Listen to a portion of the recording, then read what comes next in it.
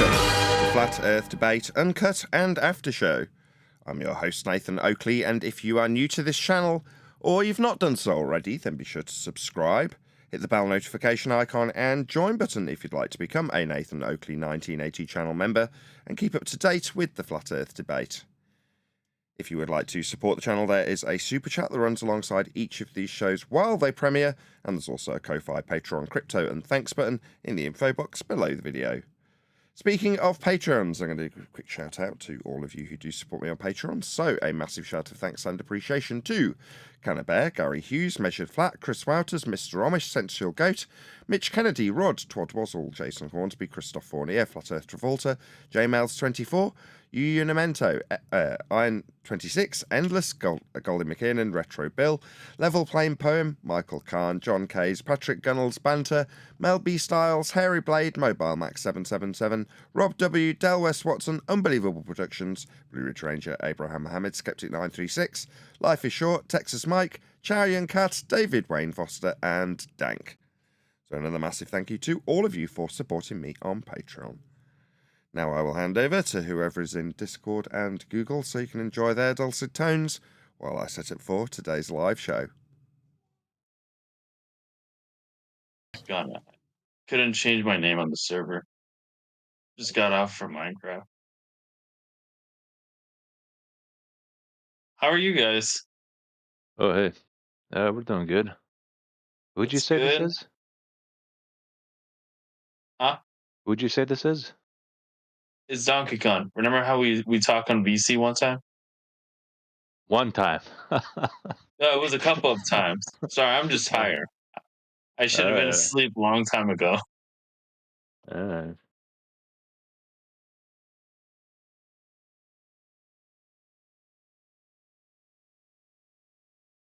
So are you playing Minecraft? Or why has he got the Minecraft logo there? You can hear the game in the background or no? No, it just have it as your logo on the VC. Has that brick. Oh, that's pretty cool. I didn't know that. I'm on Yeah. like I'm on a gaming laptop. Um, just bought it. It's pretty nice. Sounds good. Yep. Not just any laptop, a gaming laptop. Good Yeah, it stuff. has 1,000 gigabytes on it. It's pretty nice. Alright, let's not bore the audience with the tech talk. Sure.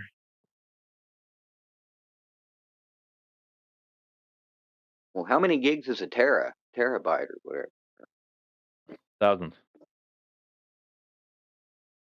Okay, so he's got 1 terabyte. Yeah. What is it? 1,000? What is it? 1,024 megabytes equal a gig? What? 1,044 megabytes. How about just 1,000 megabytes? Yeah, 1,000 megabytes would be a gig. Wait. Oh, no, it's kind of confusing. Well, I thought it was. I thought 1 gig was 1,024 megabytes. It is. Okay, yeah. Which is kind of weird how they did that. You know, why didn't like we have century 100, millennial 1,000. Why didn't they do that with the bytes? The bytes are 8 digits long. What is it? The bytes are 8 digits long. 1 byte equals 8 digits. So it comes out to 1024 or 64. Anything divided by 8.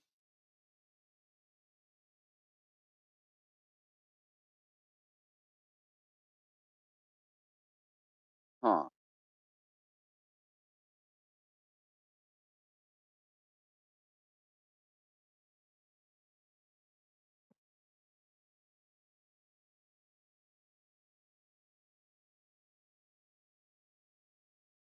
Whoops, Well, forgot to put the meat link out. Right, that's done.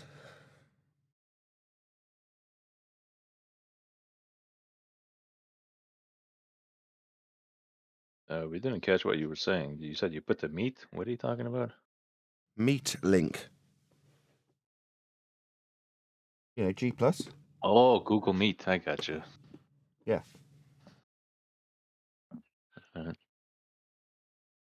Duh. Nobody joined yet? Obviously not. We didn't hear a ding dong. No, they didn't have a link.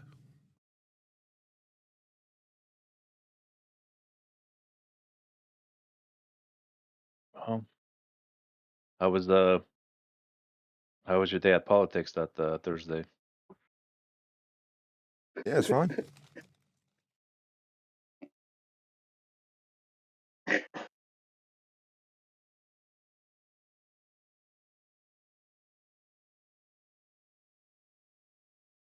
going a similar way to this server in the respect that the globe believers are less and less inclined to talk to us. The familiar people who are in there know we're coming, or recognise what's going on, and just keep their mouths shut. There's a handful. There was a handful of people that were just completely unfamiliar with us that just had a few questions to ask because they've just wandered their way in. I think that'll be a regular thing. The normies that have wandered their way into the server. Yeah.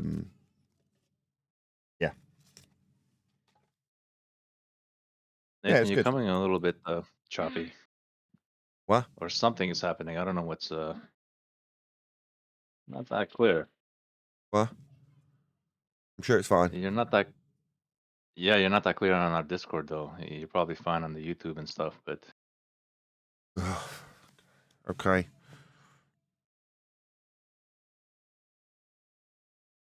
how'd you put it? Like new guys or something like that, new to the scene, right? Yeah. People who don't know any better don't know to be treading carefully. The people who know better Right. have started to keep their mouths shut.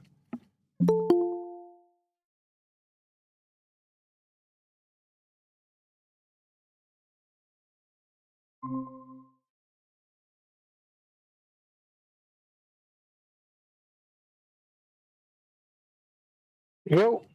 Hello.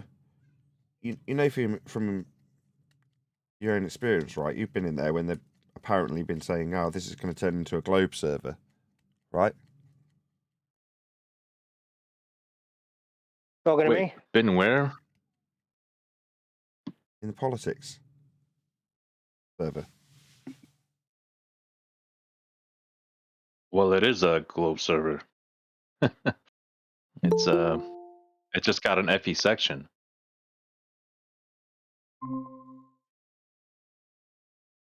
I mean, the flat Earth debate room. There was like an idea that this Globe Force 6 was going to take it over, and they were going to be the predominant force within that server.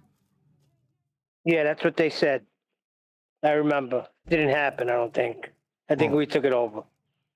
It's not that we've taken it over; it's just that they've started to retreat as we're there. You think?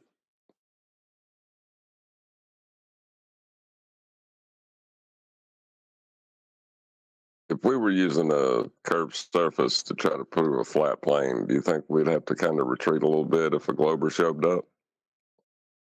Yeah.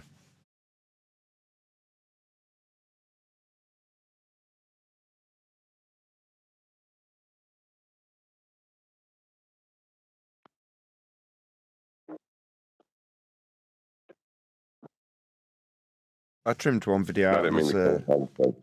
Sorry, go ahead, John. I wasn't trying to kill the conversation, but I mean, it's kind of intimidating. I mean, from our side, it's probably not as big a deal. You know what I mean? Because we already know it. But from their side, it's kind of not you can't get around it, you know?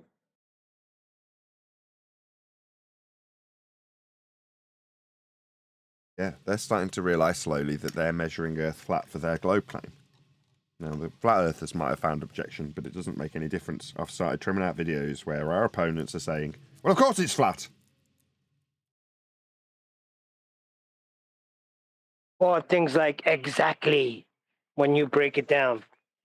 They Well, don't deny it. you know, the objections I've heard to we measure Earth flat. I'm sorry, there's none of them valid. Does anybody? I didn't want to do this. I wanted like Globers to fall into it, but flat earthers did, so it doesn't matter. What does measure mean? To know. Right. Now, I have been asked, and I've tried not to answer it, tried to deflect or get people to think about it. Can you measure a description? That is the wrong question. It is a stupid question. Exactly. Can you give the real question is, can you give a description without knowing something? No. So the question is asked about face. Measurements are descriptions. It's like, what are you asking me? Can I give a description of a description? That doesn't make sense. That's what I was going to say. That's exactly what they're saying.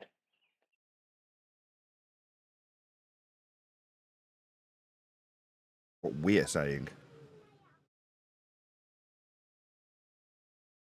Flat Earthers are saying that, Neil. No, when they say, give me a description of a description. Basically, sometimes Brian is saying that. That's what it sounds like to me. When he says it's a description, flat is he doesn't call it a measurement. The measurement's a description, but see, that's the thing. Measurement is when you're trying to convey information.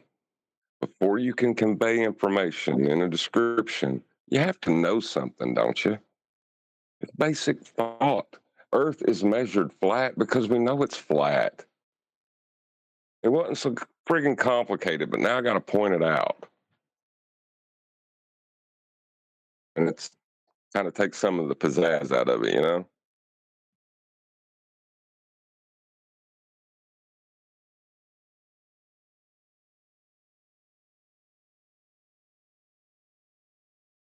Well, I think they're asking for, well, what's the distance then? Right. And what's the length of temperature? They're idiots.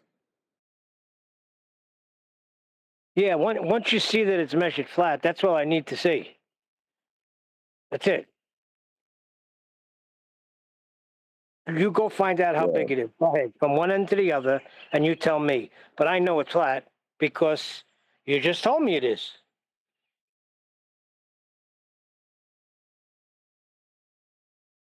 Yeah. The measure you take of Earth is that it's flat. That is the measure. It's in the sentence. You know, we measure Earth flat. It's observably flat, guys. We've known this how long? I don't know what. Long enough to know how to turn it into a ball. Measured. You know what I mean? We've known it long enough to turn it into a ball.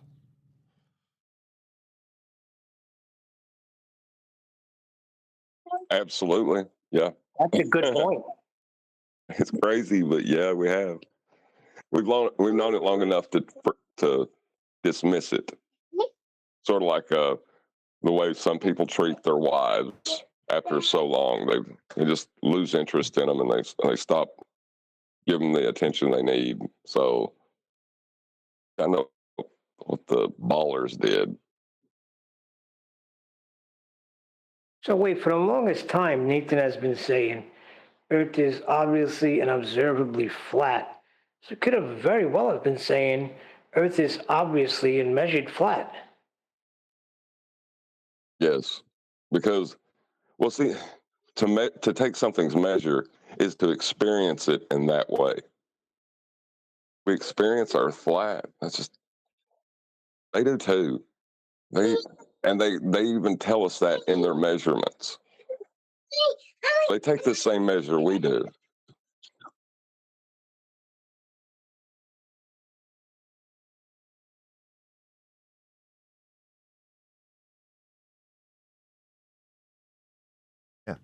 I'll leave it in the comments still. You guys need a flat Earth more than we do.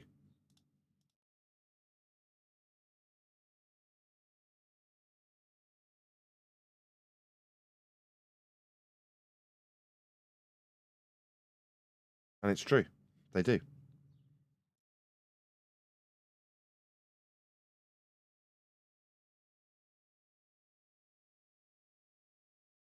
I hope the point gets driven home more and more as our opponents do what that guy did on Thursday more and more often.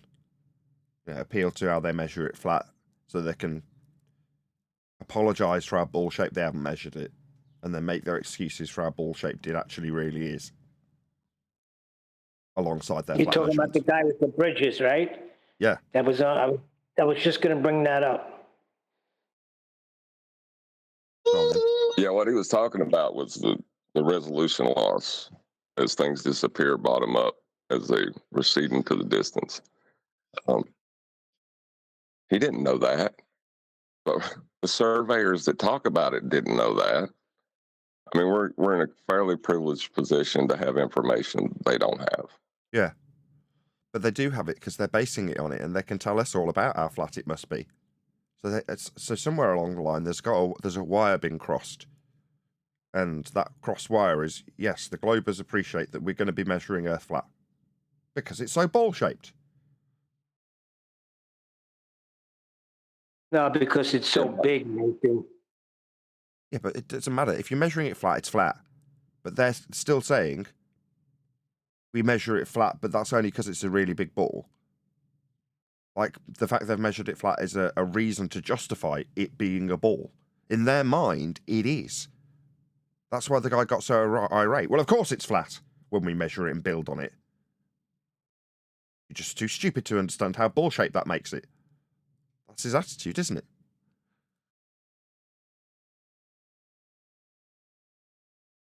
Yeah, and then And you don't immediately let him go. contradict that. And then immediately contradict that by saying that the surveyors who build on it take curvature into account when they build on it flat. Yeah, that's their argument. That is the essence of their argument. Now, our side don't realise that yet. They're so used to hearing it and going, oh, well, yeah, of course sea level can be used by you, Globehead. Go ahead, use our flat Earth measurement to prove your ball. No worries. Now we're saying, no. The moment level is used, that's it. That's the end of the argument. Once you measure it, that concludes, beyond all doubt, what Earth is.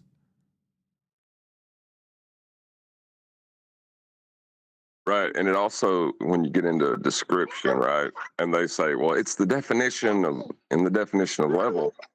Well, you need to be able to give a measurement where level is utilized in that, with that function for it to be part of the definition.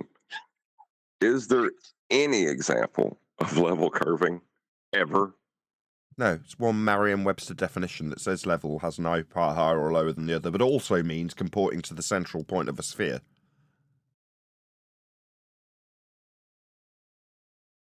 Right, but it wouldn't even matter if every definition of level stated it conformed to the curvature of Earth. It wouldn't matter.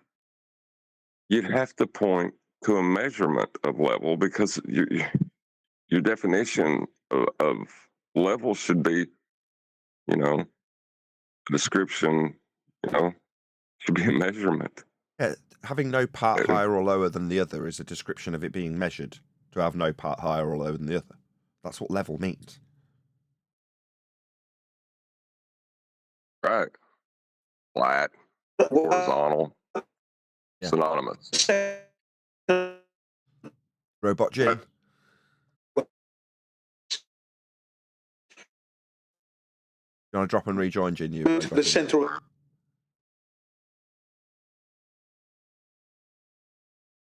Yes, good.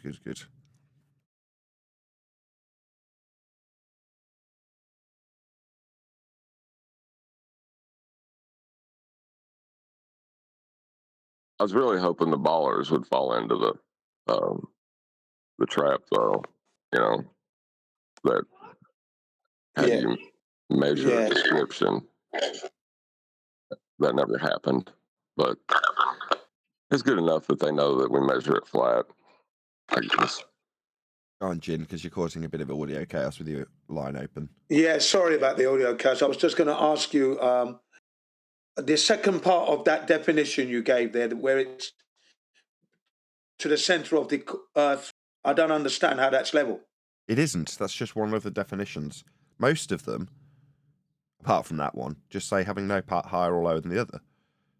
But one says conforming or comporting, I forget which word they use, to the centre of a sphere. Something like that. It's nonsense, but that's one definition that the ballers can use as a last hurrah.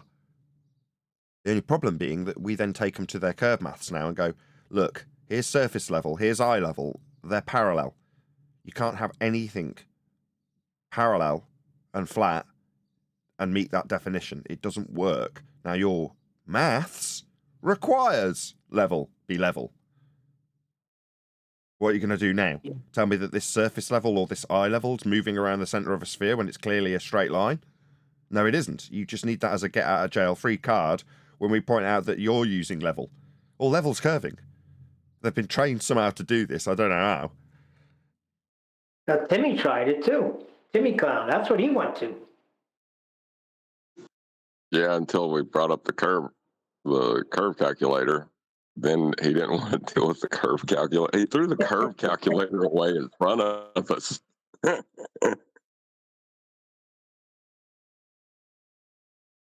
don't think I ever got around to trimming that out, and I've forgotten what show number it is now.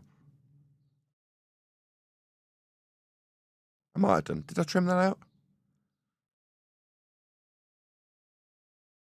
I don't remember. I don't Oh remember man, either. that was so depressing.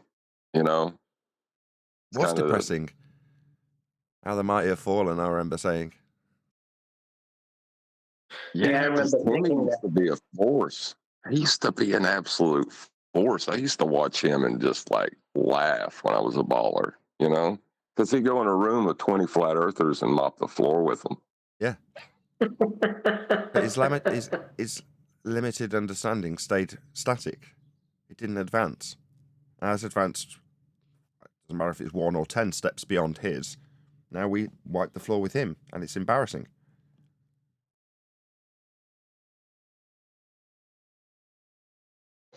Yeah, and he knows it too.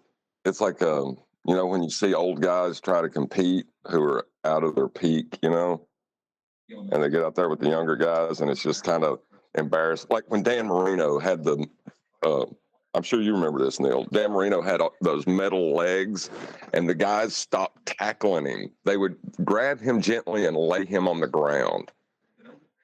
That's what that reminded me of. I almost cried for the guy.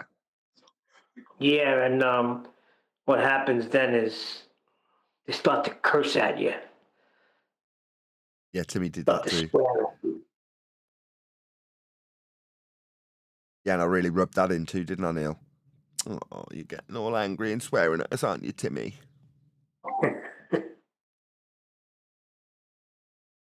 No, I didn't do that. I took the tack to encourage it. Yeah, swear at us more.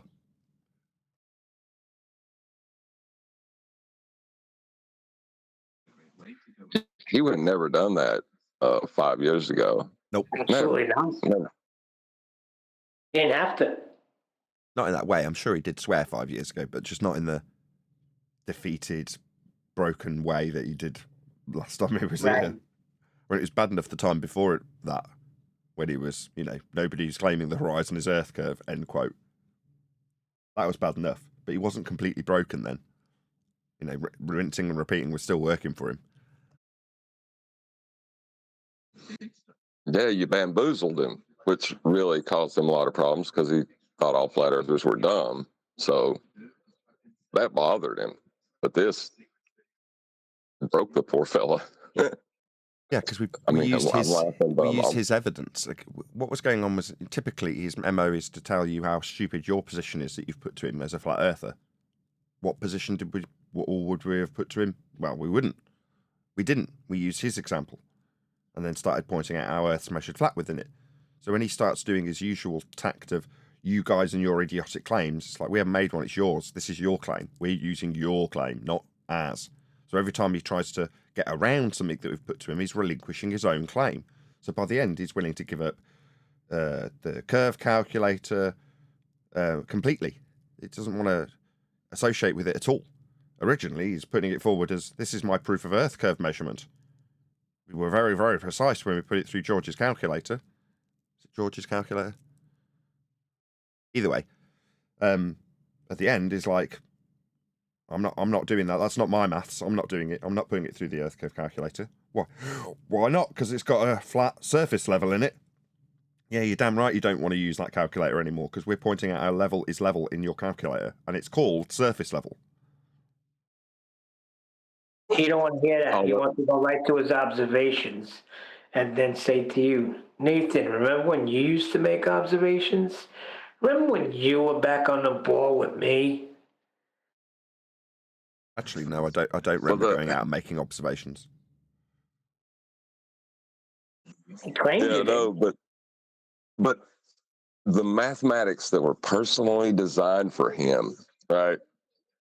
By what was it? What is the guy's name? I'm blanking. Anyway, he threw them away right in front of us. He's just like, the stuff that he gives to us as proof. He's like, no, it's garbage. It's absolute garbage. That is the best tact. Either make a I've said this one, reiterate it, I've been saying it all year, right? Either step out into the arena, front foot forward with Earth is measured flat as a positive claim, because you don't have to defend it. It's not really a claim, it's a fact, and you can just demonstrate that fact. Or if you have a globe believer like Timmy in this example putting their proof to you, use their example to show how Earth is flat.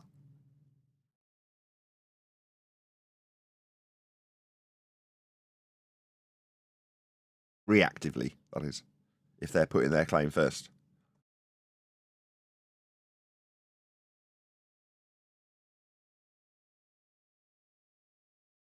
Just a different approach to, this is how the ball doesn't work, which is what most flat earthers have done for 10 years. And no offense to them, it's rubbish. It's useless. It actually hurts my ears. I'm not saying the other day when you went on, Miggy knows his stuff and I got that. But it was hurting my ears just listening to that. Now it's 10 to already. I need to press some buttons. I've been talking too much. Hopefully the conversation won't die on his ass. John, I don't know if you were there, but it was all about the gravity and all the nonsense that used to go through 6, 7 years ago. I'm like, geez, just break down Earth is measured flat. Forget about all this gravity and this and that, and who cares? Well, the problem is that we're really facing in this community is there's people that have a alternative explanation for gravity, and so some people won't let gravity go. It's kind of the problem. Yeah, and I think in this case, I think it's just a lot of times people want to show off their heliocentric knowledge that they have, and just, all right, so you go toe to toe with a bowler and you know more than him. Bravo. Right, but when you're in the land of Narnia, you're not going to defeat Aslan. You know, Aslan is the gravity of Narnia. You know, so yeah, Ether can't stand up to it. I hate to tell them. There's another problem too, kind of hidden within Earth is measured flat. It's there's several traps within that, and as an Ethereum, you can't really use it, or it compromises you later. You know what I'm saying? Exactly.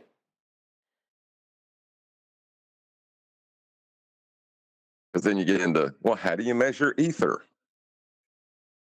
And what are you going to say? Well, we measure diffraction patterns of these tiny little discrete points of interaction on a photographic plate, and then we calculate a wave. Uh-oh. Uh-oh. What did you just say?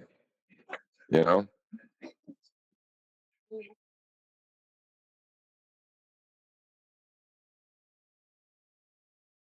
Sad. Oh, Mark Sargent's banging on a drum. Somebody said that he opened up with Earth being measured flat. I haven't heard it yet, but that's what somebody had said. Yeah, someone told me, and I went and had a look. When you say open up, he's got a very long intro with a lot of information rammed into it before he does his full opener. He's also got a long reel that he plays before he even starts talking. So sort of 5 minutes into his video, just before the show actually opens, one of the last things he says is, the Earth is measured flat. Is it kind of like the fading fact of which it gets it? No. Stating to someone, Earth is measured flat, but that doesn't, blah, blah, blah. No, he uses Mark used it as a crescendo. Right. A crescendo to his introduction. Yeah, that's the way I heard it when you explained it, which is good.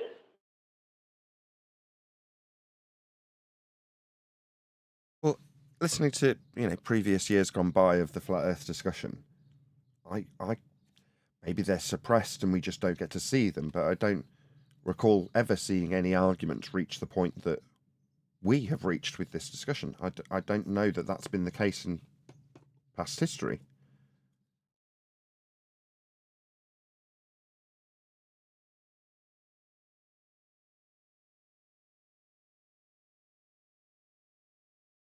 Between Parallax and now, Robotham and now, has there been any resurgence of the flat Earth discussion where people have appreciated that Earth is actually measured flat?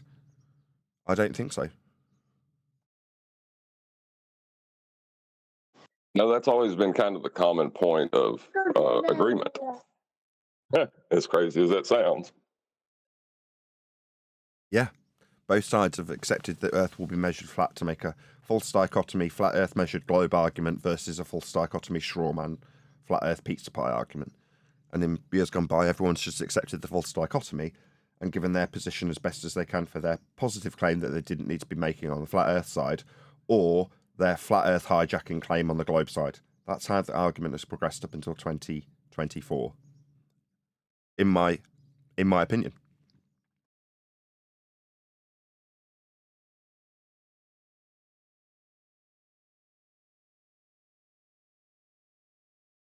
Like I say, I hope a few more flat earthers cotton on to what we're doing when they hear our opponents getting angry and telling us in their annoyed tone how many other subjects that we've debated or come to conclusions with has the opponent got angry and said, of course it's flat, as the rebuttal/conclusion. Of course it's measured flat, it must be. But that's only because, entering a barrage of excuses for why it isn't a ball. When does that happen before? It hasn't. So we need the flat earthers, especially the ones that are like, what do you mean measured flat? That doesn't make any sense. Why are our opponents measuring it flat to prove a globe then? It worked for them when they measured it flat and then turned that measurement into a globe shape that we're not actually standing on. It can work for them, but you don't want to use the original bit that they measure and we measure and it is measured as. You don't want that. We'll watch our opponents use it and then us absolutely take them to the cleaners with their own measurements, because they're saying, yes, we measure it flat on the globe side, but what, us on the flat side have some objections to this? Weird, but just the way sometimes things go. It is really weird that flat earthers are the ones objecting to knowing it's flat.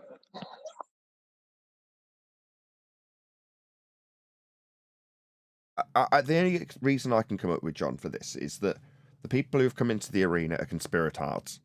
Therefore, they want an air of mystery about the subject that they're putting out or taking into their own psyche, consciousness, and putting out into the realm of YouTube, TikTok, Instagram.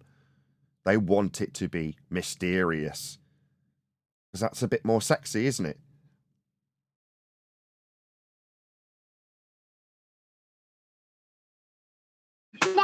I would say yes, but I mean, since the entire Western world believes it's a ball, you would think they would just take the win, you know? I don't know. It's weird to me.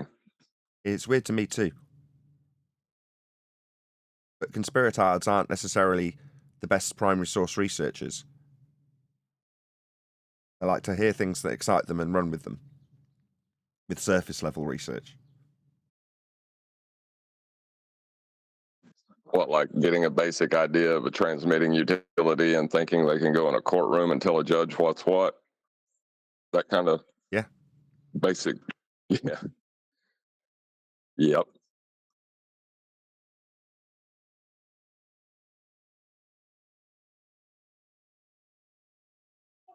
I'll just call it a straw man and throw that at the judge. He won't know what to do. Yeah, he will. He's going to lock your ass up in a loony bin if you keep talking. That's exactly what he'll do.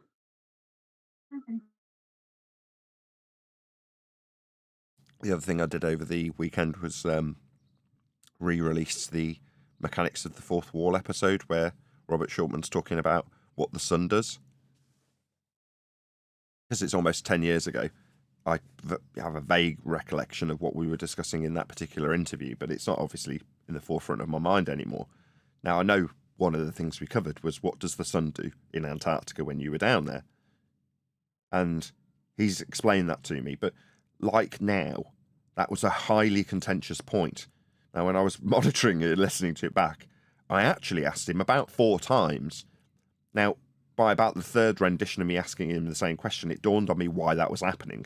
So back when I first started, still the case today, but it's just you're more appreciative that it's not important. When you first start a live stream, you might have 0 people tuned in, but by the end of the live stream, you might have a couple of 100 people tuned in.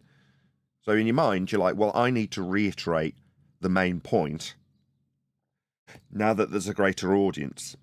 And if the main point is the sun doesn't go around the back of your head in Antarctica, according to the first-hand testimony of this man who spent 18 months in total down there, and a few people that love majoring on the minors just in that regard, right? So I know how long Robert spent down there. He spent 18 months in total down in Antarctica.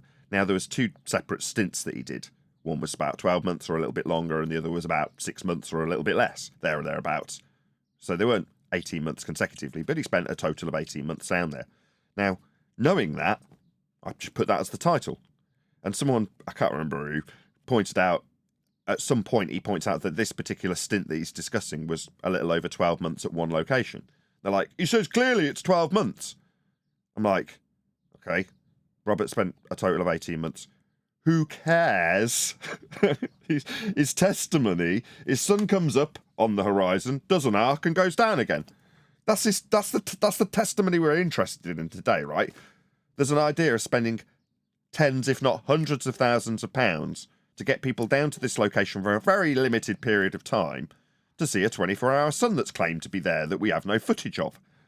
We've got lots of fake, fudged footage pretending to show a 24-hour sun that doesn't really show it. That's what we've actually got. What testimony do we care about? Whether or not it was 12 or 18 months down there.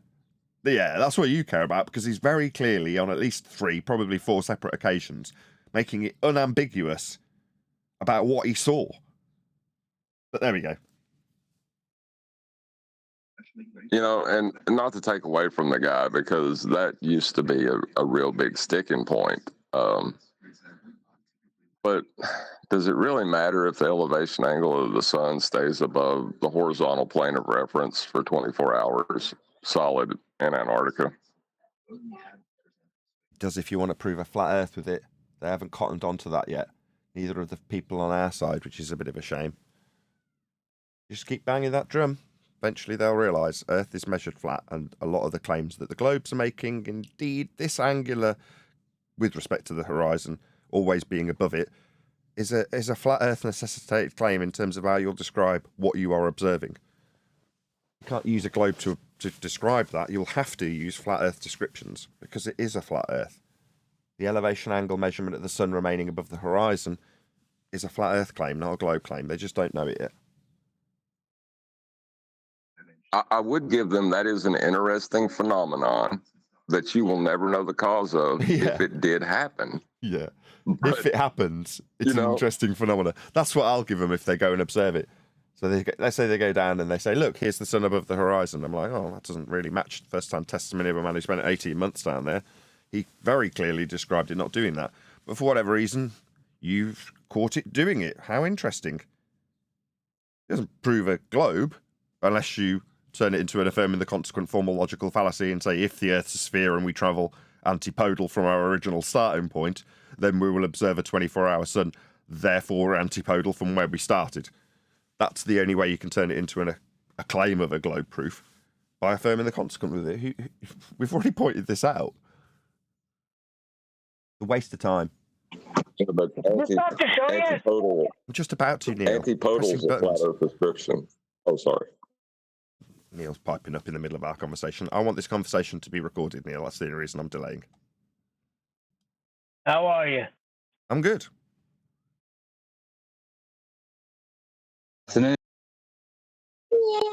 Hello, sensual goat.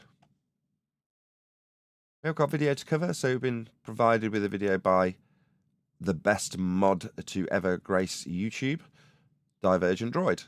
So we'll cover that after a couple of housekeeping questions. But it's a Neil deGrasse Tyson video about watch Neil deGrasse Tyson get pissed as host calmly reads simple facts.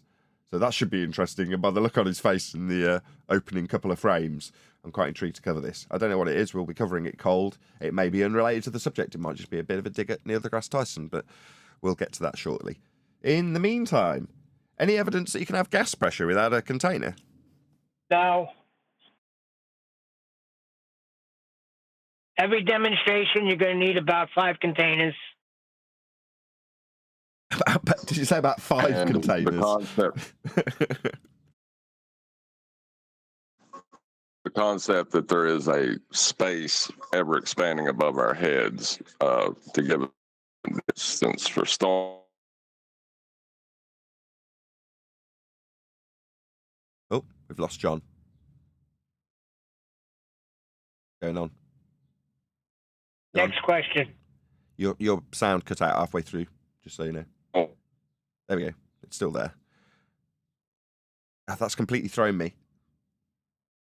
What we're talking about? Gas pressure without a container? Yes. Sorry. That's okay. I was going to respond to something you were saying, and then you cut off halfway through, and I can't remember what I was going to respond to that was in the middle of your sentence. Anyway, let's do a different housekeeping question. I'm sorry. Did you not hear what I said? Say it again, because there was something I was going to respond to it with. Right. The idea that there's an ever-expanding space above our head that gas isn't filling is only with respect to a flat plane. So that the idea is absurd on its face. Yeah. Who'd have thought that we, in 2024, would be taking their straw man rebuttal to you can't have a gas pressure next to a vacuum with, well, we have gas pressure gradients next to a vacuum in rebuttal. And we now respond, gas pressure gradients are described from a flat plane. Their altitude is with respect to sea level. That's level. The flat Earth claim, like all of them, everything starts with measurements of a flat plane. We are so used to allowing our opponents to use just a little bit of flat Earth to start them off and then make their globe claim with that flat Earth measurement that they start with. Over the weekend, I released several videos, including the Antarctica re-up of Robert Shortman, Antonio Subratz, and myself discussing Robert's time down in Antarctica. And also, I released a video called Globe Earth Measured Flat. Now, that video has one of our opponents from the politics server on Thursday of last week getting quite irate when he measures Earth flat to move forward with his globe claim. And when we reiterate the words he's using, he indignantly responds, well, of course it's flat, for his globe head belief. But that's the only bit that's being measured. There's plenty of excuses after the fact for why it isn't being measured globe-shaped, and how we can extrapolate out those flat measurements into a globe religion. But in reality, us, that's flat earthers, and them, that's globe believers, measure Earth flat. And maybe with a few more examples of our opponents actually doing it in debate, which has been happening for 10 years, by the way, we just never noticed. But now we're stopping them at the point they measure Earth flat and reiterating to them their own words when they measure Earth flat, which we all do. There won't be any exceptions to this rule. If you can just get your head around the fact Earth is measured flat, you can start holding your opponents on the globe side to task for that fact that they will use. You just need to know it as a fact. The problem is most of the people on the flat Earth side currently in this discussion don't know Earth is flat. They don't know it yet. They believe it. Did you say you made a video entitled Globe Earth Measured Flat? Yes, 2 separate titles, full stop after each statement. Separate words, separate lines, not the same sentence, not the globe Earth is measured flat, because that's a contradiction in terms. My statement is globe Earth, pause for dramatic effect, measured flat. When I was writing that title, I knew this would come up. You want to spin it. I knew this would happen. I told Neil off for saying the globe is measured flat, and I said, no, you can get away with that in poetry. You can get away with it on a thumbnail tile. I didn't say that, but I'm going to alter history right here, right now.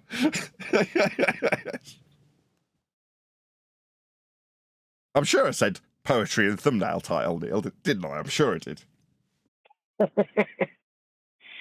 Well, listen, it is what it is. Look, I'm sure somewhere Brian's listening to this going, where's the join link? I'm going to go and have him over a barrel on this. He told Neil off and now he's using it as a thumbnail tile. Oh, you know he's going to come in and give you a hard time about it. There's artistic license in clickbait thumbnail titles, right? There's artistic license, poetic license in poetry. But just when you make a statement, just as a sentence, saying the globe Earth is measured flat, no, you have to give it a little bit more padding. The idea that we live on a globe has come from flat Earth measurements. Now, don't get me wrong, this is precisely, it's going to piss Brian off royally, what Brian has been putting to me for the last 2 weeks. Now, you can't just say Earth is measured flat. It needs a little bit more padding.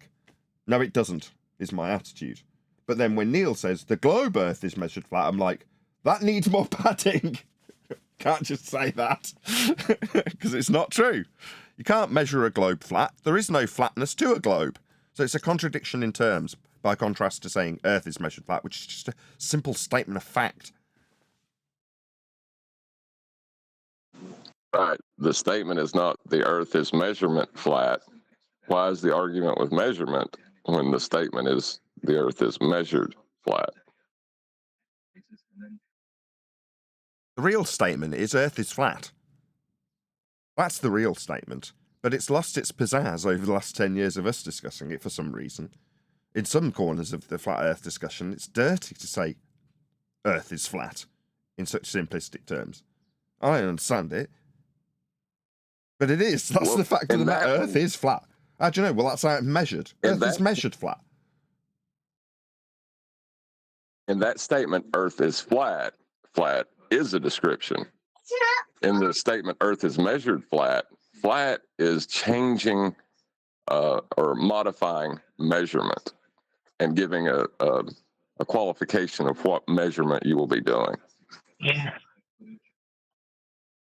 Perfect. Yeah, perfect. Okay, is there anything else that's been discussed over the weekend? Oh, I could just plug the other video I did, suppose, other than the Antarctic one. And I got a message from QE. Oh, really? Yeah, what's that? He said things seem to be settling down. Maybe a show on Tuesday. Happy joy. Well, that's good to hear. Very good to hear. I sent him a message and he just ignored me. But there we go. Maybe he didn't. I haven't checked my Skype today. Maybe he contacted me overnight. I doubt it. Should we do another housekeeping question? Any more news updates over the last 3 or 4 days? No, I'll do a plug for the other video. So I also did a video called Karen Finds Out Earth is Measured Flat. Again, from the visit to the politics server. So those came out over the weekend along with accompanying shorts videos that are, the clip of that 10, 15, 20 minute video, whatever it is. So there's sort of several shorts videos, several short intro / I don't know what they call them now, trailers, that's right. They're less than 3 minutes, and they're basically just designed to sum up what is a 10 or 15 or 20-minute video, so that when it's sat waiting to premiere, you get a little trailer. So I've also released those. So just by chance, there's been a whole bunch of videos, maybe 6 or 8 videos that were released over the weekend. Karen finds out Earth is flat. The final experiment, 18 months in Antarctica, along with its accompanying videos like No 24-Hour Sun in Antarctica or No Midnight Sun in Antarctica, which are the shorts videos and trailer that went along with that. And then the one we were just discussing, Globe Earth Measured Flat, which is the irate globe believer going, well, of course it's flat, which is very entertaining indeed. The typical video that would have been released over the weekend anyway, which was like the best of Uncut and After shows, but on the main channel, which was the Eddie Bravo, Alex Jones and Dave Weiss video. And that's pretty much it. So there's been so many videos released over the weekend. If you want to check out the Nathan Oakley 1980 channel, the one you're watching on now if you're watching live. And there was another one as well, like the shorts video that went with that one, Globe Head Measured Earth Flat. That's the short vision, maybe 2-minute video that went along with the Globe Earth Measured Flat long video. So yeah, easily half a dozen, maybe more videos that came out over the weekend. Some short, some long. All took a whole bucket load of work to produce. So they're all very heavily edited to make them nice and flow well. So there you go. Check them out. Anything else anybody wants to plug before we get into the video? I have an issue with the 24-hour video. Antarctic. The sound was horrible. What do you want? It was 10 years ago. Before I e-begged my way to having acoustic treatment everywhere, I now sit in a room that's like 25 dBA noise floor. And there is no echo in this room. I mean, there is if I talk, as I sometimes do when I'm looking around for something, at my radiator, because it's an exposed surface. That's really fussy. But, you know, you'd have to be a trained sound professional to hear that in the recording. I can hear it, but 99% of the audience just hear a reasonable recording these days. Back then, you hear the room.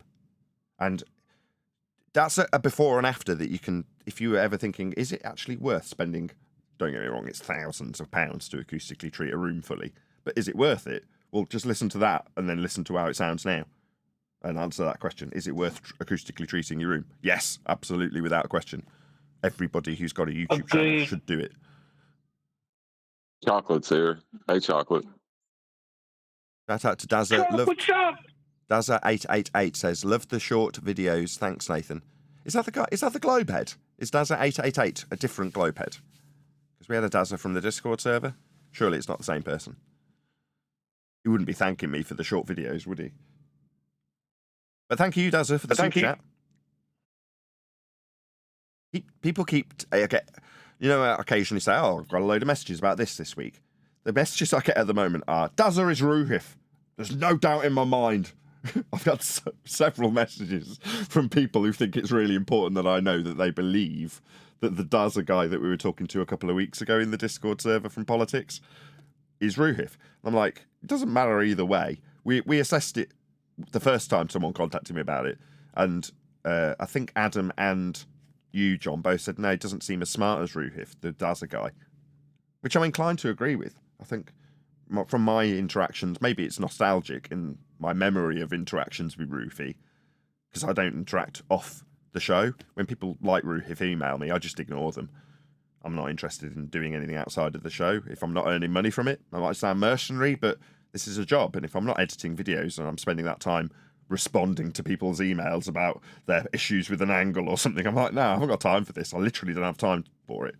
But when Ruhif did interact, he struck me as more intelligent than that Dazza guy. If you still agree with that, John. I don't know. I'm tired of giving people the benefit of the doubt of they're being too smart for that. Ruhif, I don't see he would do any better in that situation. Really, I don't. I don't think any globe believer can. I think Dazza did about as good as you're going to. It was pathetic. Well, I don't care. That's my point of this is it doesn't matter who he is. Yeah? If he turned out to be Abraham Lincoln, it wouldn't matter. Yeah, you're right, because at the end he'll say, you are a horrible person. That's right, what he did but say. What if that was Brian Cox? What if it was Brian Cox? Would it matter then? No. Wouldn't make any difference. In the same way typically none of us are disclosing our credentials or lack thereof when we make our arguments. And when our opponents come along and say, "Do you know who I am?" No, it don't matter. Just make your argument, and if it wins, it wins. I get a mic check. Yes, What's up, Chocolate. Chocolate? Very good.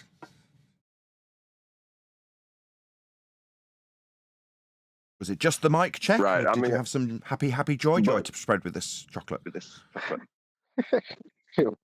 I'm not saying that it would matter to you, Nathan, but do you think it would matter to 95% of the Western world if Brian Cox did as horribly as Dazzler? Yeah, there's your problem, you see. Not only does it not matter to me if it was Brian Cox, the perception of others caring if it is or isn't Cox, that also doesn't, I don't care about that either, so it's a really hard question to answer. I don't care if other people cared if it was Brian Cox. Maybe you can try and phrase it one more time. That's not what I'm saying. Hold on, that's not what I'm saying. I'm saying that no other globe believer will do as well or are going to do any better than Dazzler. It's a gambit they cannot win. So when it finally does come to Brian Cox, will it matter to 95% of the world that he is embarrassed? If at the end Brian Cox says, "You are the most horrible person I've ever spoken to," yes, it would matter because he's admitting defeat or showing defeat.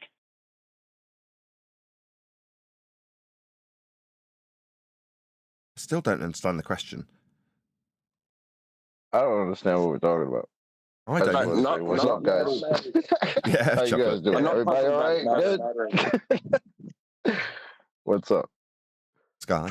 I'm not saying it would it matter to you. Would it matter to 95% of the Western world if one of their heliocentric priests did as badly as Dazzler? Yes, I think it would matter to them if one of their priests, like Tyson or Cox, did as badly as Dazzler. I do think it would matter to them. But is that what you were fishing That's why for they me to won't say? debate it. That's why Neil deGrasse, Smoking the Grass, won't debate it. Brian Cox won't debate it. They'll talk about it in their little interviews on Big Think and all that crap, but they're not going to actually debate it. Hold I said it before. It's Right, the people that take on this mission that they feel they're the ones who have to defend this shit. They're the ones who get stuck with audio clips saying, "Well, of course it's flat," because I heard that one. But see, that's the thing. That's the thing. Like I said, if a reporter decided to even just pick this up for a second and aim it at one of them, they will not do any better than Dazzler did. Yes, I agree with that too. Now, That's as good as it can get. Dazzler did better than most would because he's employing a few tactics of rumpusing and trying to cut off the conclusion so it's less devastating. He's softening the blow in his tactics, but that's as good as you can hope for. I'm not going to win. Can I just say, in the time that I wasn't coming on here, I did hear the. Obviously, I missed a lot. I'm trying to catch up, but I heard the Timmy. I heard when Timmy came back here. Can I just say that was probably one of the funniest episodes I've ever heard. Not like I was mad that I wasn't here for that because I almost felt bad for him. Yeah, that's the sentiment here. It's depressing. Well, you say it was amusing. It was depressing. It was what? Depressing how the mighty have fallen. Yeah, I was like, did Timmy just reach Brenda status? Like, maybe worse a little bit. I don't. I was just like, what the hell's going on? What was that one that he said that had me on the floor? It was like you told him something like you're presenting these pictures that are supposed to prove sphere, and he's like, yeah, and you're like, there's no sphere in these pictures. He's like, and it's just like, what? I don't know. I don't know what's happened to him. I think this has Let me just gotten expand to on a that for point the where audience. it's really, just so that it's they really understand what hurting. you're talking about, Chocolate. Let me just Sorry, expand on what you're saying. So there's a point in the discussion where Tim has had to relinquish the argument that goes along a picture of 4 or 5 horizons that he's superimposed on top of one another for the various altitudes of the pictures that he's taken. And he's got them labelled with flat Earth heights, 5 foot, 10 foot, 25 foot, off a flat plane. And we're explaining that the mathematics for his pictures uses a differential between eye level and surface level, and in his maths he's using the height in terms of his elevation with respect to sea level, and the differential calculations being functionally put into effect with lake level, all of which are level. Now, at that point, he has to relinquish his own argument and has no maths to lean on because they're flat Earth maths. So then he just starts leaning on the picture itself. Well, this picture just proves Earth's a sphere. Now, you've then got to take it back to brass tacks, base level, whatever you want to call it, the simple claim that he's making at face value, which is a picture of some horizons and his words that this proves sphere. And that's where Chocolate came in with it. I'm putting back to him, there are no spheres in this picture. It's 4 straight lines. And what do you then say if you've got no maths to put alongside it? Go on, Chocolate, that's it. And he was like, and? Oh my God, it was too funny. He even brought what was it he said? The localized plane, that's what he called it. And then later John was like, bro, you called it a localized plane yourself. You know what a plane is? Like, you're literally coming in asking us, how does the flat Earth work on a flat Earth? I was dying. That shit was too funny. Yeah, the best bit of it was because he has a good or a reasonably good comprehension of how his own maths works. Yeah, he can comprehend what we're putting to him when we show him how it works. Surface level, eye level, the differential between the two. He understood it. And then, I can't remember what he said, but there was a particular sentence where he's basically acknowledging the phraseology that John uses, refracted curvature uses, which is to say it's the flat plane obscuring your view. And he conceded to that because that is what the maths does. And because he's got, like I say, a reasonably good understanding of what the maths is doing, he can concede and agree, yeah, it's the flat surface level blocking the boats in the distance and that. You're like, so it's the flat plane blocking stuff. No. Yeah, how does that work on flat Earth? Yeah, how does that work on a flat Earth, exactly? How does the flat plane blocking stuff in my maths when I measure a flat plane called surface level? How does that work on a flat Earth? It's called flat blockage. Yeah, that's the point where you just say, well, thank you for conceding what you thought was an argument. Yeah, thanks. I think there's that they don't like that we've reached that thanks point. Because they're making our point, like Home Slice, who was like, "Oh yeah, we measure it flat. Of course it's flat." I think it was from where was it from? Politics or something. That little short you made, that was hilarious. He's sitting there like, "Yeah, it's flat. Yeah, thanks." No. They get mad that we're like thanking them for making our argument for us. Yeah, we appreciate that. Well, they've done that with everything. If you look at them, what they claim with eclipses, right? They're claiming that the angle of the sun is being obstructed by the Earth and its angle to the moon. What's the problem with that? You end up with I've got it as one of my pictures that comes up where you've got a penny, like the shape of a penny shadow across the moon. It's like a strip. Do you know what I'm talking about? Yeah, but is that our claim? Are we claiming it's their the celestial sphere? It's their claim. Their description is of the equatorial plane blocking the light from the moon in an orbital motion, which means that their claim is that you'd have a flat pizza pie obstruction to the moon based on their angular description from a flat plane, with the equatorial plane being the plane that's obscuring the moon, right? That's what they're actually describing. But they put that back at us. It's another example like with edges, when they've got boats falling over the Earth curve edge at the horizon. Well, they ask us, where's your edge? A boat's falling over it? Well, this is the same when they say, well, your eclipse for a flat Earth would be a pizza pie eclipse that shows a straight line across the circular moon. No, that's the actual description, mathematically speaking, of what you achieve when you describe an eclipse with the angular descriptions in the celestial sphere of a flat plane. And that is the globe model. So their eclipse is a straight line across the moon, isn't it? It's called the minus sign eclipse. There you go, minus that's actually sign. their claim that they're debunking. They're debunking the celestial sphere, and they don't even realize it. They think they're debunking the flat plane that describes the celestial sphere. But even better with like the Earth curve edge. It's never Earth curve. You got to remember that.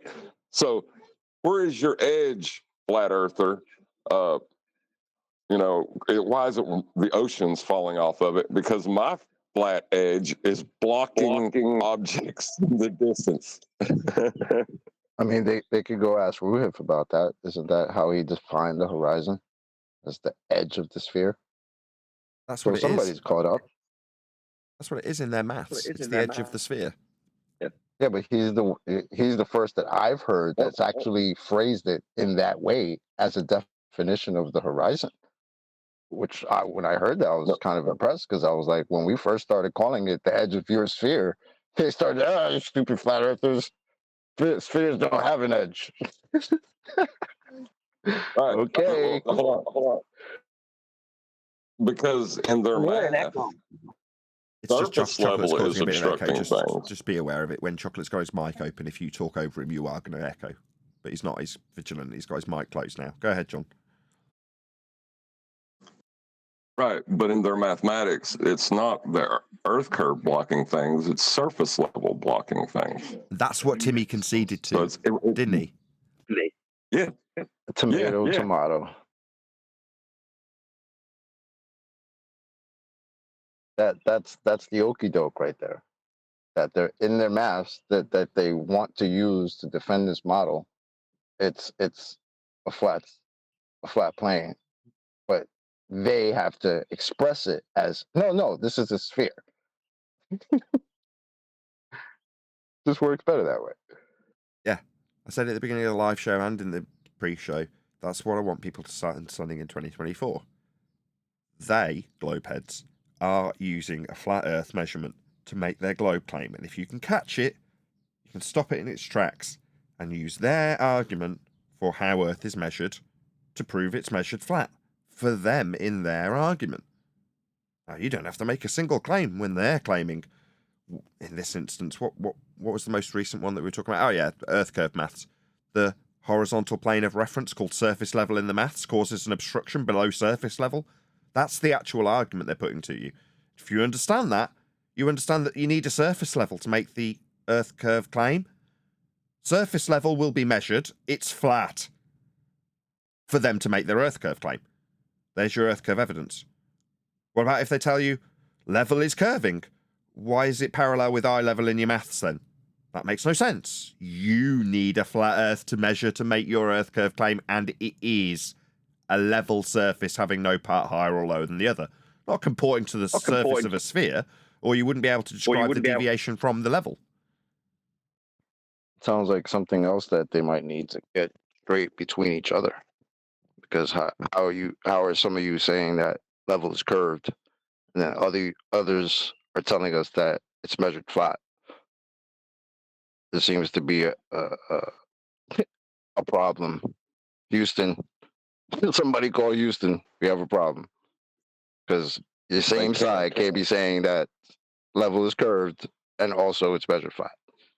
Can't do that. They have to though.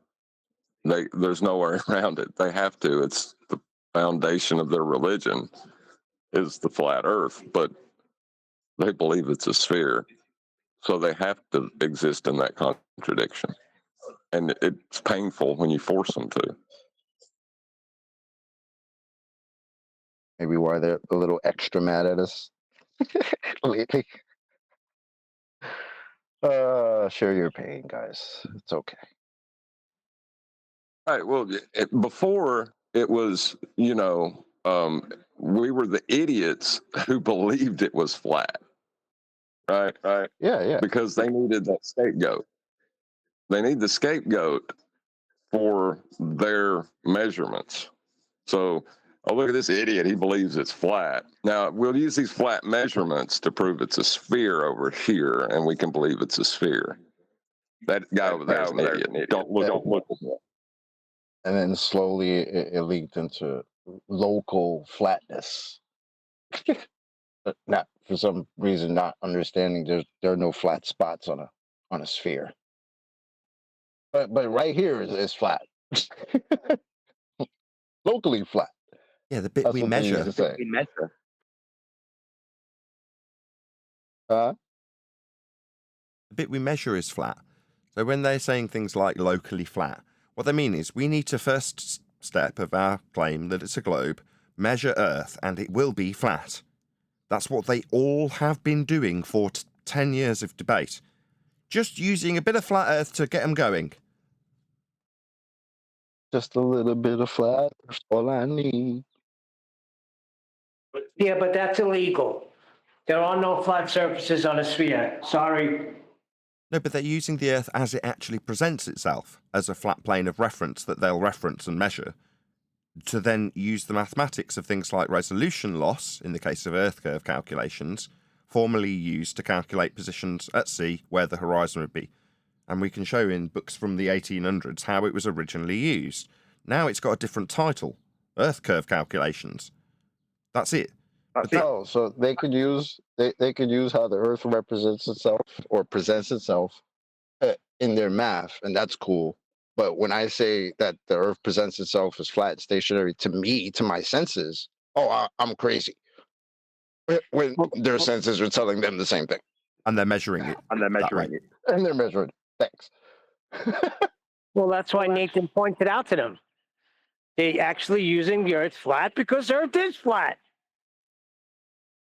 It's too much for some flat earthers, but the more globe believers come before us and start putting their typical arguments, and we start showing them how their argument starts with a flat plane of reference, like with altitudes. Yeah, altitude's off surface level, sea level. That's how it's referenced.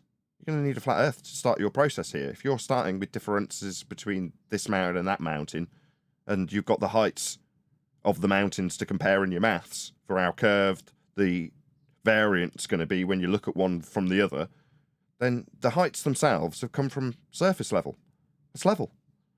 That's the heights. That's it. That's the starting point for your globe argument, where you can, do a bit of smoke and mirrors magic with a few calculations and show how the difference for stuff that's got smaller in the distance because of perspective is actually because of Earth curve with some magical maths. No, the heights came from a flat Earth, though, didn't they? Now, the more flatties hear this and start realising, the starting point of their argument to start dancing around with all these maths that I've not learned, because most of the people in this argument haven't learned it for 10 years like we have. They don't know how the intricacies of globe Earth maths work, and you don't need to. You just need to hear things like, well, if I'm at a mountain and I'm 500 feet up it, or I'm on the deck and I'm at the sea and I'm a metre above it, or I'm 6 feet above it, yeah? What happens to this mountain in the distance that's 3,000 feet high? Yeah, as soon as you start hearing height measurements, say, you'll need a height off a flat surface, they're all referenced to sea level. So we need a bit of flat Earth measurement before we do any of this. You don't need to do any of the arguments within Earth curve maths once you understand that. So the fact that we've got flatties objecting to us pointing out that Earth is measured flat for everyone seems a bit strange. Because once you understand it, it is the end of the argument because they have been measuring it. This will be the tipping point where you go, what is it that can take an entire Western world from believing they're on a spherical surface to knowing and being able to say, we already knew this? What is that linchpin? What is that thing that would allow the entire Western world to go, we knew that already? Well, this is it. All globe claims come from an origin of a measurement of Earth. And it's flat. Now, given that that is the process and it's very well documented, if you want to look into how the globe Earth is claimed to exist, you will find the flat Earth measurements that are at its heart. Therefore, giving everyone who has believed in it up until now an excuse to say, I knew that already. Yeah, I don't actually believe we're standing on a sphere. I understand that's a conceptualization. They can use some complicated word to justify what they obviously already knew in terms of how it's measured. flat like the maps. But this Go chocolate. so Go. big.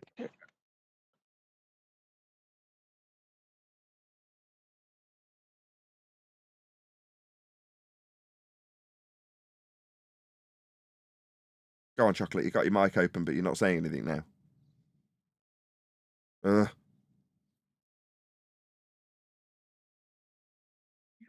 Are you going to go, chocolate? I think we lost him. Oh man, I like chocolate. He's my favorite he's my favorite panel member, Neil.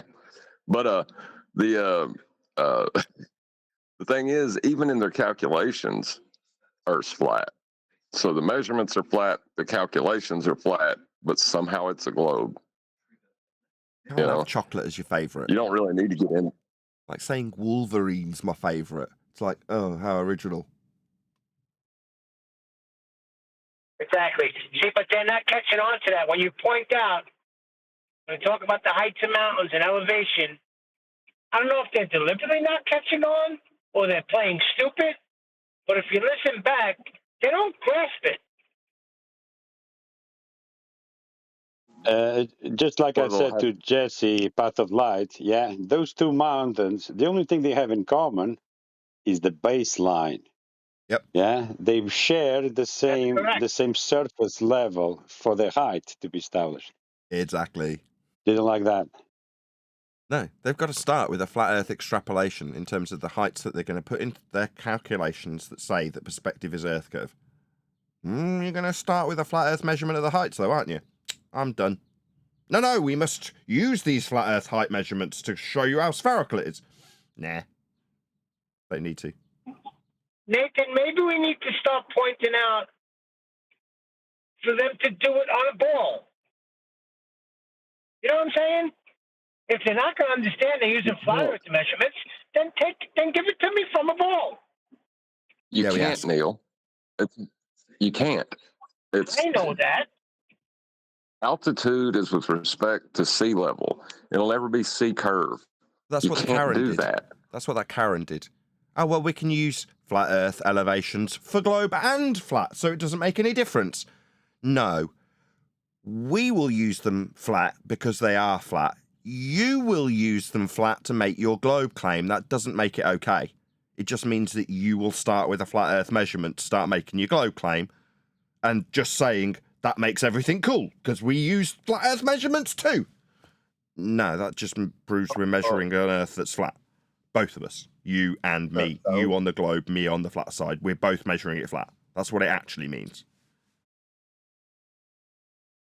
And that was when she was like, "Oh, I wasn't trying to win. I'm cooking." That was hysterical. When Nathan went into that, okay, I'll give you the calm voice. I was cracking up. My Dame Edna Everett voice. You know, she was casually making dinner, thinking she could just prove her globe. That the flat measurements that Nathan was just talking about proves her globe as well while making dinner. It's the Bev defense. I wasn't even trying to debate. I was having a poo. Right.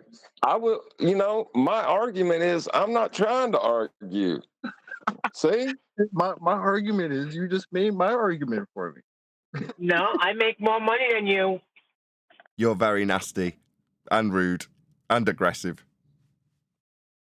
Those were the rebuttals, by the way, in case you didn't figure that out. You can check that out on Karen Finds Out Earth is Measured Flat, one of the many, many videos that I released over the weekend.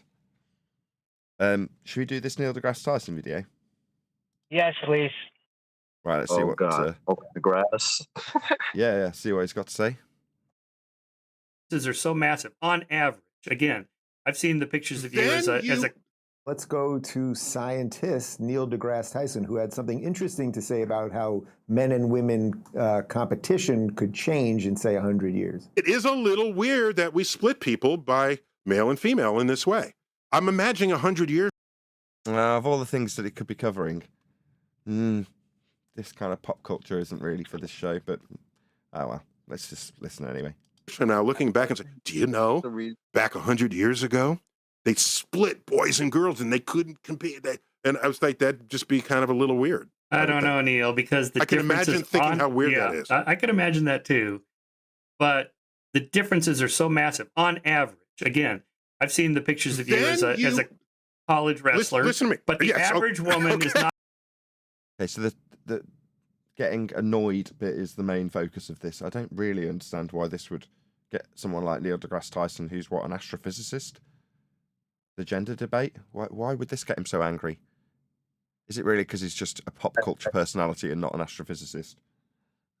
I think one of the reasons that this is sort of relevant is the fact that, right, because he's supposedly this science communicator that goes around the world teaching people about the globe, right? But lately, within this particular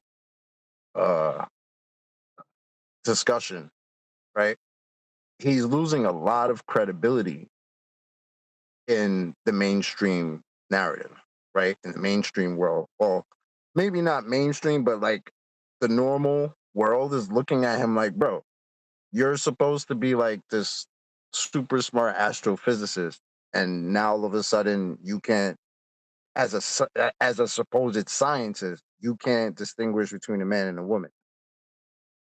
And this is becoming problematic for a lot of people. And they're like, so he in his little world is losing a lot of credibility on this. And it's because of this, because he's pushing back on it. He's like arguing with people when people are looking to him, right? The same way they look to him to talk about all these, how he describes the globe and his dropping the mic and all this crap he does, right? They're looking to him for that same type of normalcy. Like, all right, this is a scientist saying, look, this is the difference between a man and a woman, and we can distinguish that, and everything else is whatever. But he's not doing that. He's falling completely in line with whatever agenda has to be put out there, that there's no such thing as men and women. You could just do what you want. I could be a cat if I want to be a cat, right? And he's all with it. So he's losing a lot of credibility, I guess. Gotcha. Right, but he's not a biologist. No, he's not a Why scientist. is he discussing biology? He's got as much to offer in that arena as he has in terms of what the sky is, which is basically nothing. But in terms of him towing the line with heliocentric garbage, he will.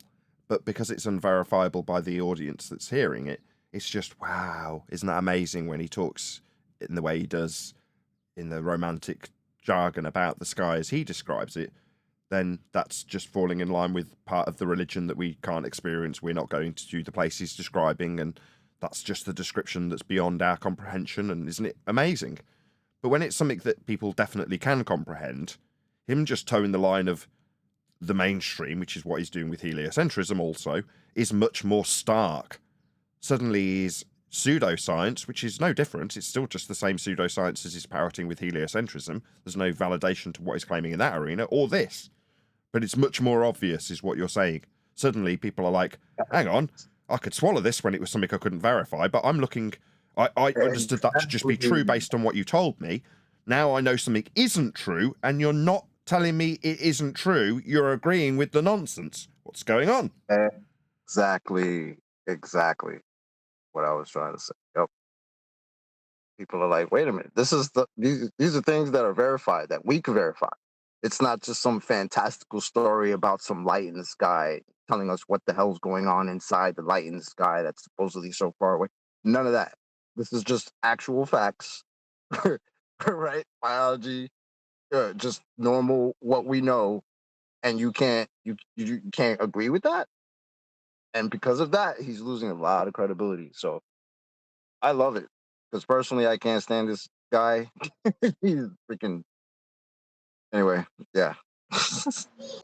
I like him. I don't know. I like Neil deGrasse Tyson. I used to. It's just that now I just. I used to, because I watched the Cosmo show that he had a while ago, the one that supposedly came after what Carl Sagan did the first one, right? And then he had one that came out, I don't know, a decade ago or something like that. And I mean, it was cool, but I don't know. Now I can't stomach him. He's But yeah, Sagan's, that's Well, he's being Sagan's challenged on protege. he's being challenged on his beliefs, right? He's never been challenged on what he knows. He's just being challenged on his beliefs, and he's reacting like anybody else is being challenged on their beliefs. Not going to be able to take the average woman wrestler is not going to be able to take down you when you were in your peak. Okay, Maybe the Michael, best female. You sound wrestler. like you're an old man on the porch in a rocking chair right now. I'm telling No. you. Okay. I'm telling you. I'm telling you. You are criticizing something that is in need of modification. nice ad hom. What? I can see why people would react badly to this. Obviously, it's getting trimmed out. Sage, watching Neil deGrasse Tyson go woke, I mean, we watch a certain set of people go woke, but it's just so dismissive. And also the way he dismissed my friend Michael Shermer there, as if he's just, in essence, you're an old white guy, like, kind of sit this one out. I totally agree with this beautiful young lady who's speaking. Yeah, pretty much. But the only way in 100 years we would look back and think it's archaic to have boys and girls competing separately is if we've drugged all of the girls, basically. That's right, madam. Completely agree. These two gentlemen to your side of you, fine-looking fellows they are. That doesn't seem like a good outcome. Although, goodness gracious, at this point, I'm fearful that somebody might think that that's a good idea. It's just so disappointing because when he's talking about fourth-dimensional space-time bending, I mean, we can't verify and it's very fantastical and we can just nod along quite happily. But when he talks about stuff we fundamentally know isn't true, it's a lot more difficult to digest, and we just expected better from this pseudoscientist. He says nobody because they don't realise that it's pseudoscience. Every word that comes out of his mouth, including this. But there we go. these people are too smart to even Don't call them these people. That's very racist. believe what they're saying. Like, they must be getting checks from somebody to say that crap. You see, the average normie is a conspiratard. He's saying something I don't like, he must be a paid shill. Yeah? Yeah, we deal with that too. It's amazing how parallel normies run with outside groups in terms of how they behave. This person's not saying something I like, they must be a paid shill. Yep, you just got thrown in under the same bus, huh? Because Sorry, they Neil. know that it's a lie. And it is, I mean, I guess we just have to chalk it up to going woke. And I do kind of liken it. Yeah, we can put it in these simple terms. He's gone woke. No, he's a pseudoscientist, and this is pseudoscience. It's just typically, you don't think to question the pseudoscience he usually comes out with, but now you're acutely aware of something that you don't agree with. What's the result? We can chalk it up to just going woke and claim he's a paid shill. But perfectly logical, perfectly reasonable. What the hell? Normie society is hilarious. It's projection. The amount of times that I've said this. Right, I'll give you an example in our arena. Conspiracy cats. Right? That's the title of a globehead normie. What does that tell you? It tells you that, like this lady, let's stop with the gender misidentification for humorous effect, and just say this lady is like all of the people who oppose us. In their reality, they're conspiratorial. Yeah? They want to fantasize about the Illuminati and paid shillery. Yeah? That's what people, normies, want. They're the conspiratards. So, because that's how normies are, you've got to really turn it up. You've got to ham it up as much as possible when you're strawmanning your opponent as being a conspiratard. And you've got to set up little paths and routes to a subject you want ridiculed, so that the most conspiratorial people, even more conspiratorial than the norm, which is this, find their way to the subject. Man, the efforts they've gone to suppress flat Earth in terms of how they've got the people to eventually come across the subject and who will be the group of people that come across it. You've got to out-conspiratard the norm. And this is the norm. He's saying something I don't agree with. Must be a paid shill. Right, but what did she say before that? He is too smart. He is my authority. I look up to him. The emperor can't be naked. these people saying he's naked have to be paid shills. And this is just one example. Like this is I've brought it up before because this is becoming a thing with this guy every time he speaks lately, on this particular topic. He just ends up doing what he's doing, which is kind of just ad homing people, just trying to come off like what he's saying is the authority because he truly believes he's got the authority to do it. And in the heliocentric nonsense, he does, right? He's a science communicator, whatever the hell, astrophysicist. So yeah, that's what he's doing. But falling out of favor with the normie world. Right, but the assumption that he is paid to do it, right? The assumption that he's paid to do it is because they're not wanting to reflect on the authority that they have given him. So the only other option is that he must be paid because he can't just be wrong. He can't just be wrong. That can't happen. Yeah, in other words, you can apply the same logic to anything he says, but it's only when there's something that's disagreeable that they start applying that logic, because he can't just be Neil deGrasse Tyson, my authority figure, incorrect. He's Neil deGrasse Tyson, my authority figure, who's been coerced with money. Right? And when everybody was saying, no, just do this and trust, and we went like sheep. And so I think with this, it's actually probably even more obvious. And people are like, no, we're gonna stop on this. I live right next door. The neighbor. If she was connecting that to what he typically says, then she's saying what we're saying. She just hasn't necessarily connected it to his usual rhetoric. That's all. That's the only difference between Sharp Cookie. She seems like, I've never seen this woman. I don't know who she is, but based on what she just said, she's saying maybe we should assess this more. This is nonsense. If I'm slightly lost for words. Chocolate, I can put this to you. This could be a little linchpin moment if suddenly the authorities fall in line with the woke garbage that is so overtly wrong. It makes people question other things that they have typically accepted as true from their authority figures. This could be a little linchpin moment because of the woke garbage, or what is it that we're covering? Gender, right? Yeah.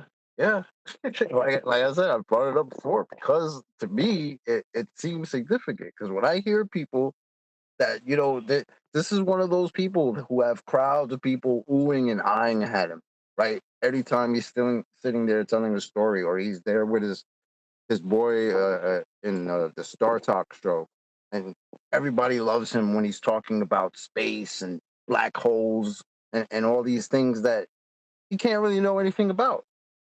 Right? But then when he's talking about something that we all know about, and now he's going in a direction that it just seems against just facts, now it's becoming a problem.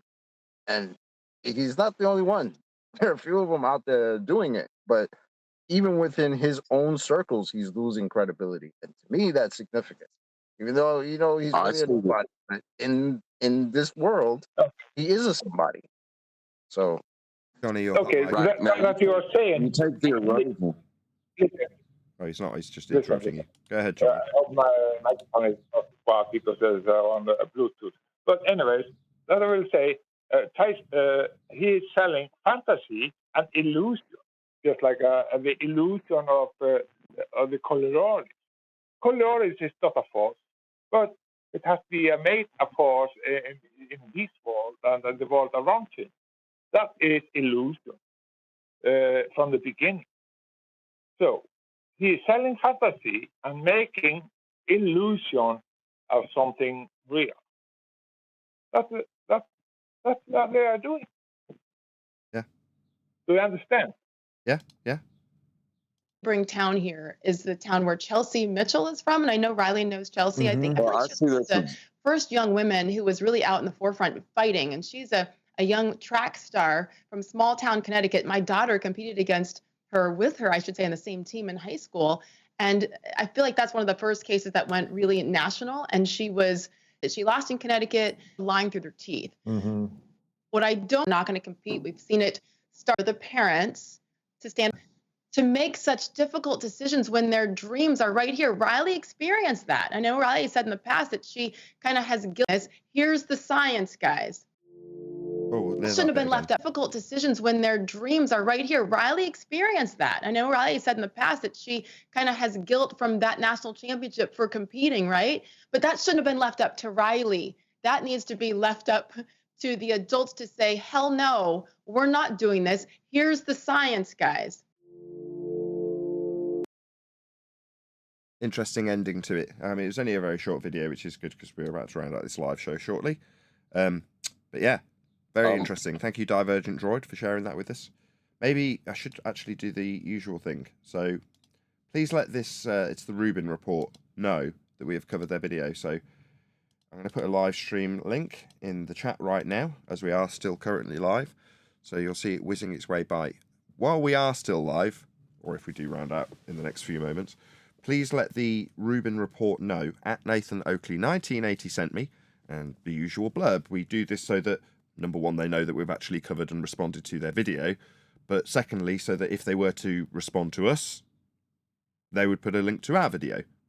The reason being, YouTube offer us absolutely no algorithmic love whatsoever, and obviously, despite us only having a meager audience, we'll happily send it to the Rubin Report to bolster them in the YouTube algorithm, give them some likes, give them some comments, specifically saying at Nathan Oakley 1980 sent me, so that they're aware that we've covered their video and had our 2 pennyworth to add to the discussion in this regard. Now, the round out point in regards to her appeal to science is the same as our critique in the body of this particular exercise, which is to say, the science he typically puts out to you is also pseudoscience.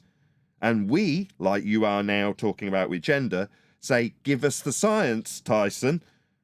But while we're saying it, you're nodding along to the pseudo-Riemannian fourth-dimensional bent space-time that he'd be purveying in his Star Talk videos, while you nod, because you think that is science. But now it's overtly obvious that he's talking rubbish. You want the science? I would perhaps speculate that you don't necessarily know what science is either, but that's a different story. Adam's joining. Which is scary. I will say it's scary. Sorry.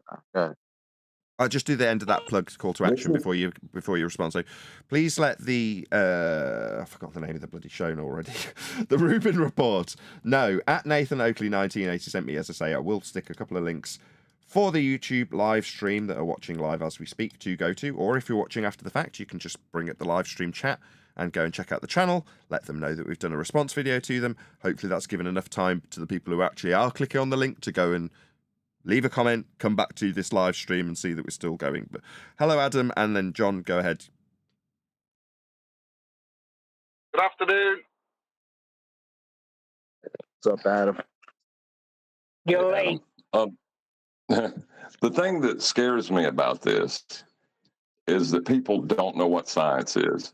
And what I see it is the heliocentric priesthood pouring gasoline all over themselves because they feel so confident in their own rhetoric.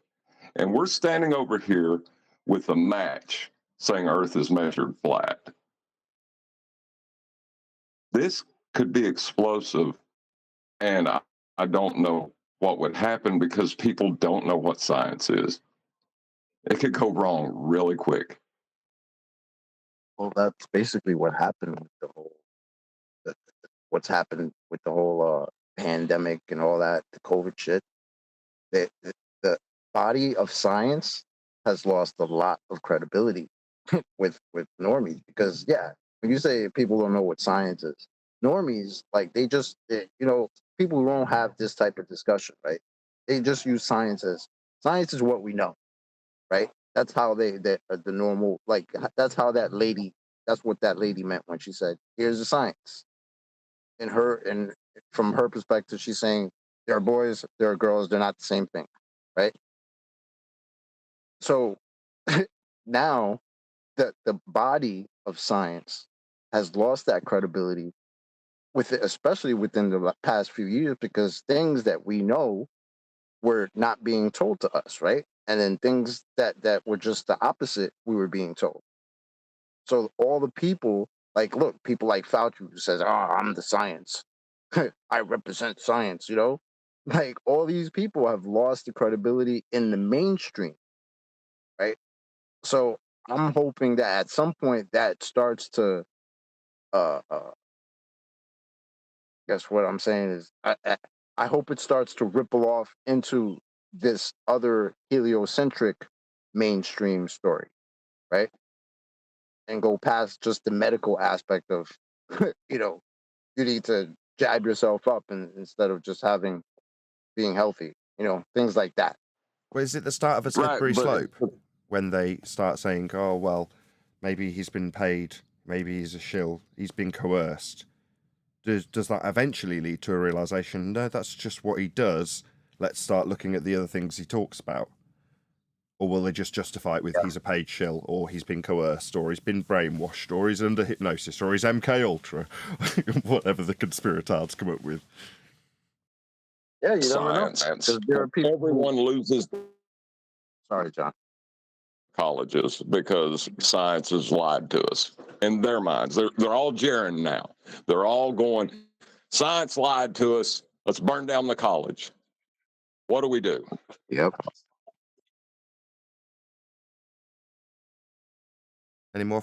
Did you have something to add, Adam, or did you just join in for the after show?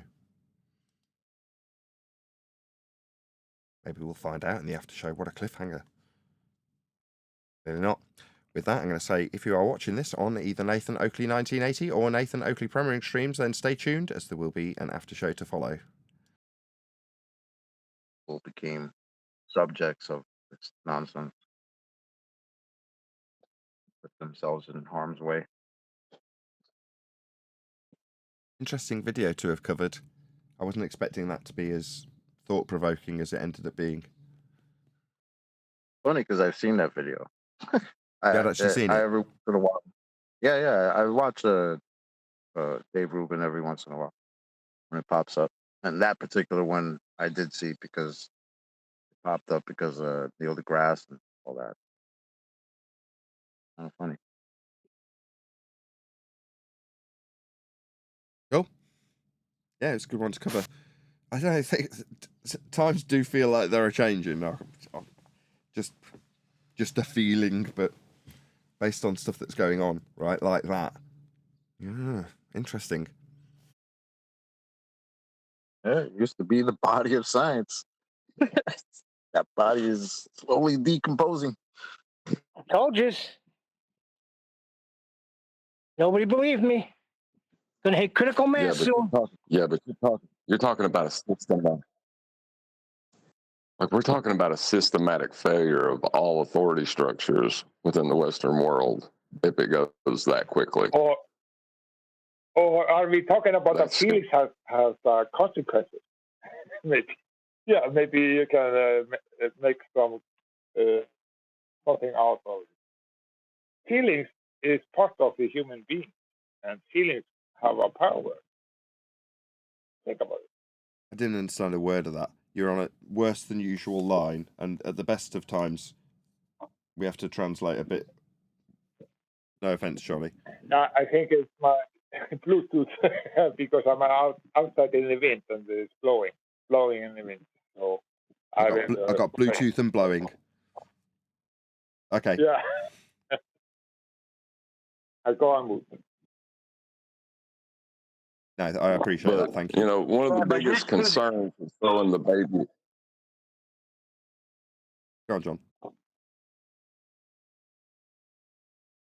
One of the biggest concerns that QE always talked about was throwing the baby out with the bathwater, right? And that's what Jaron did. He's like, now, at what reason do we have to believe that these people are capable of any better reasoning skills than Jaron?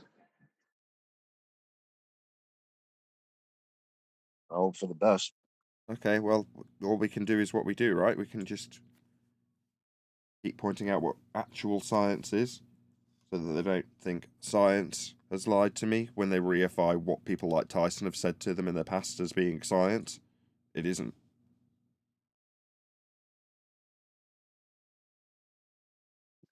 That's That's the bridge right there. That's where people got to get to. This guy who supposedly is a scientist right now is not speaking very sciencey. So maybe the other things that he speaks very sciencey about, maybe those things aren't science. They're just sciencey sounding stories. Right?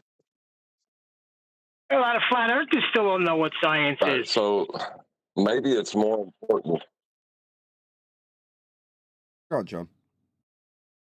Right. So maybe it's more important that people understand what science is first before they understand what the measurement of Earth is. Wow. So that they can understand that they have nothing to do with each other. Yeah, we need I'm them to glad you understand two what all science catching up. is so they can understand the category error. That's right, Chocolate.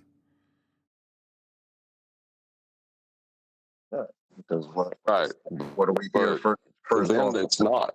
To them, they're one and the same. That's what I mean. Like, what do we hear the first thing off the rip? Oh, science has proved it's the globe.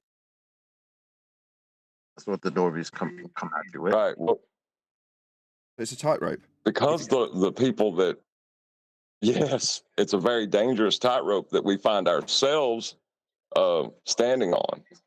Because we are influencing society, whether we want to accept our small role in it or overall view of the information we're putting out as affecting that.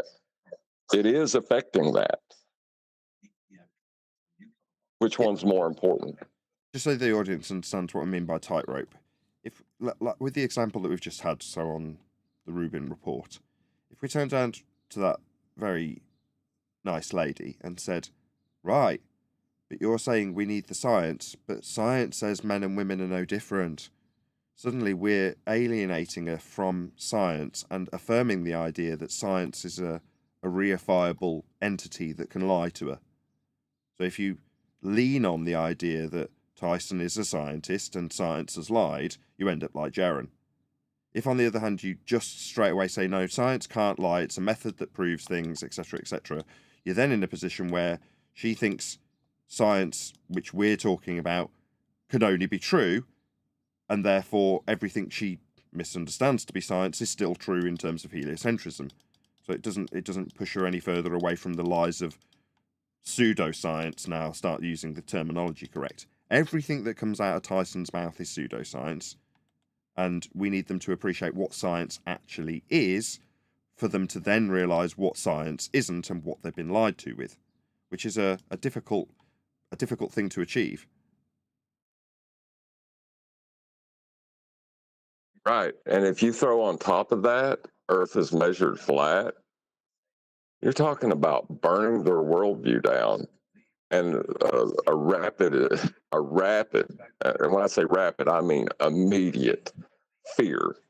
We see it every day in these anti-flat earthers. John. But then, no, he's right. They project that fear onto us when they start asking us questions about why would they lie. Already? That's come on.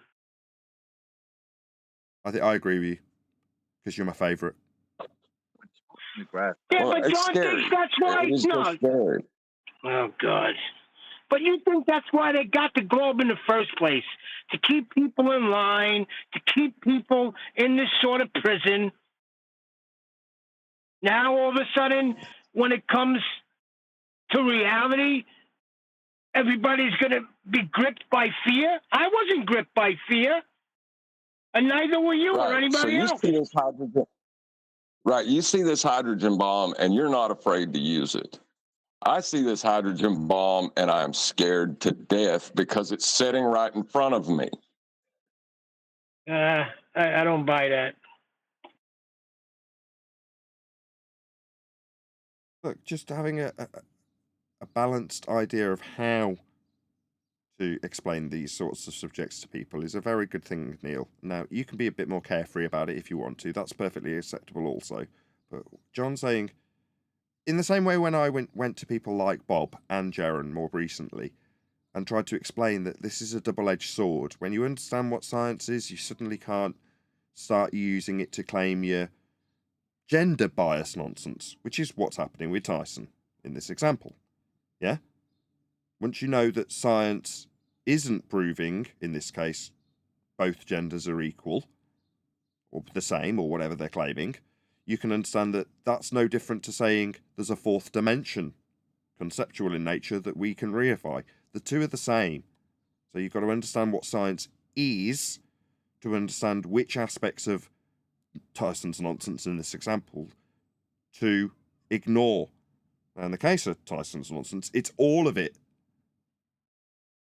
But she doesn't know that yet. And like John has said, you've just a very tightrope style, balance that you've got to strike between making people think that science has lied to them, because they still reify the words of Tyson into being the method that is the scientific method, which none of these pseudoscientists are actually using. That's the point.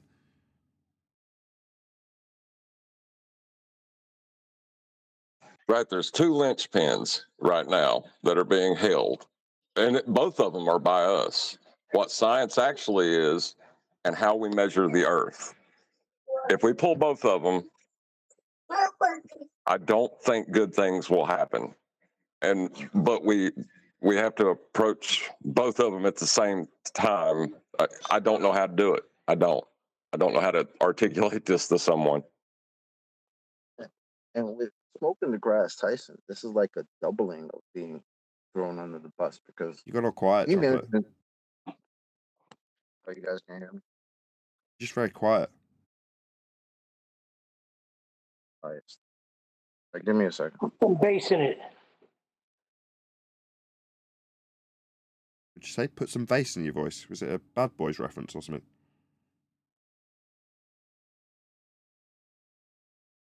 Yeah, we want chocolate going soft on us.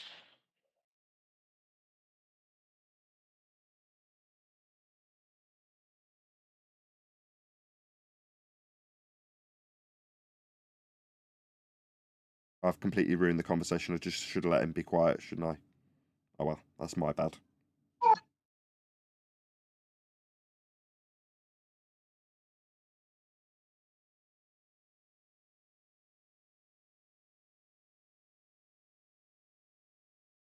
I don't know. I mean, people can say I'm silly for worrying about it, but I know how people are. Yeah, you're worried about. Hold on a second. Wait a second. You're worried about it, huh, Mr. Earth measured flat? You brought this whole thing to the surface, and you're worried about it? Are you joking me? No, he's worried about people, the order that people appreciate how they've been lied to.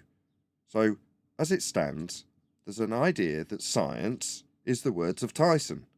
Now, we know that science is a method that's been hijacked to claim nonsense like heliocentrism. So, science says we orbit the sun, right? We know that's not science. Now, when people come along and hear nonsense that's overt from Tyson, they think not he's a pseudoscience pretender clown, but he's been coerced. He's a page, you know what I mean? They go to a different area. Now, how do we not only educate them in the lie we focus on, that's Earth being claimed to be spherical when it's measured flat, but also not have the whole Western world crumble before us because everyone suddenly goes into this descent into science has lied to us. No, science hasn't lied to you. Men have lied to you. But in order for you to appreciate that and discern between the difference of science and non-science, you need to know what science actually is. So which do you do first? Educate people in what science is so that they can appreciate what it isn't, and therefore have a good understanding from the off of the lie using the claim of science about the nature of a sphere Earth that we're not standing on. Which one comes first? Not standing on a sphere, but then you run the risk of, oh no, science has lied to us. No, there's more to it. You need to know what science is so you don't go to that place first. That's what happens if you start with the flat Earth subject. If you start with science has lied, then you don't necessarily even get to the flat Earth bit, do you? Because suddenly they're off in la la land because of that realisation. So that's the fear, right, as I understand it from John. Am I right, John? Yeah. And like, could you imagine if Jaron was in charge of the country? Everybody okay, never mind. I'll just shut up. Stop with the colour commentary, Neil. Bloody hell. He just had Okay. Jaron as president. It scared me.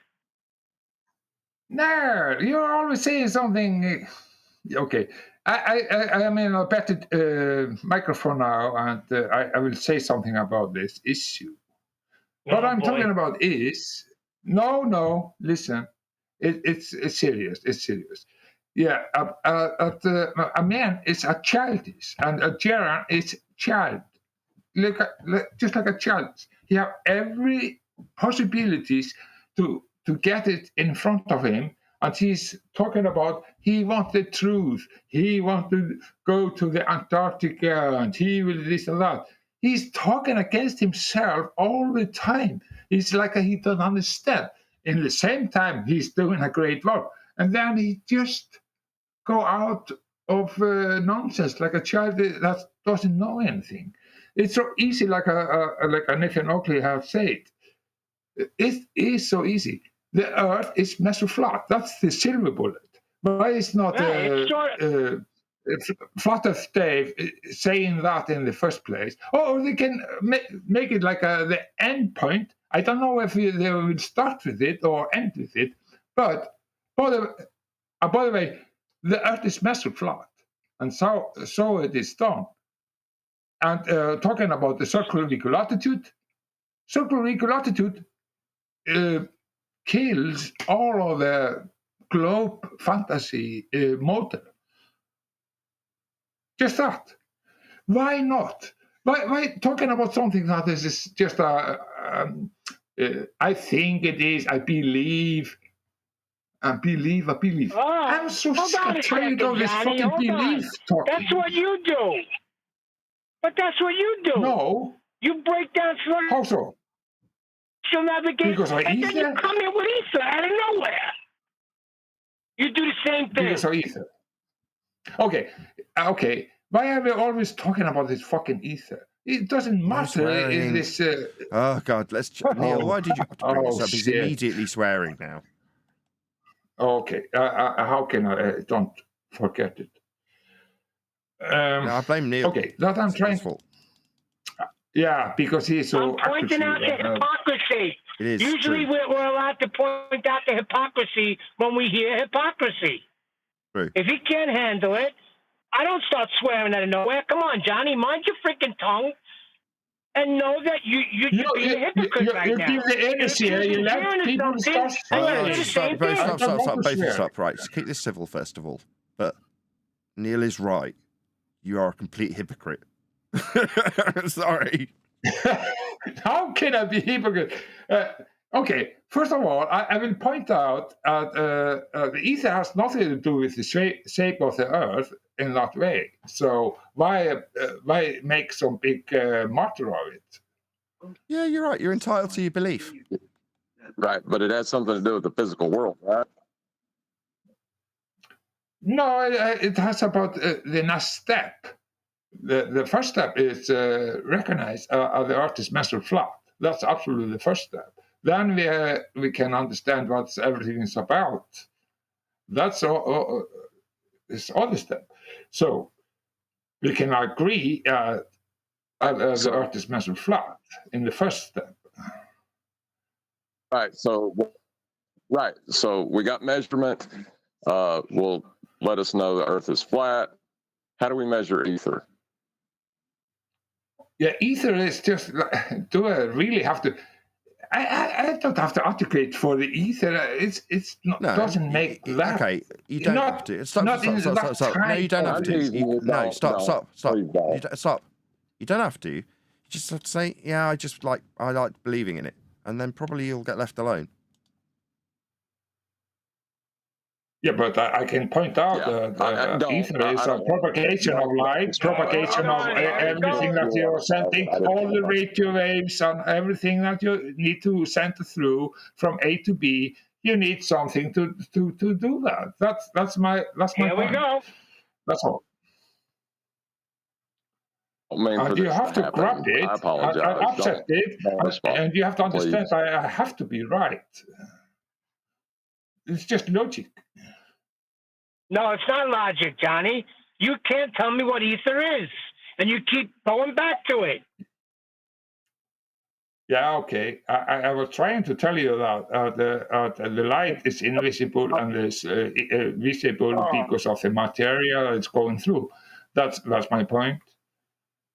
And it's going through anyway.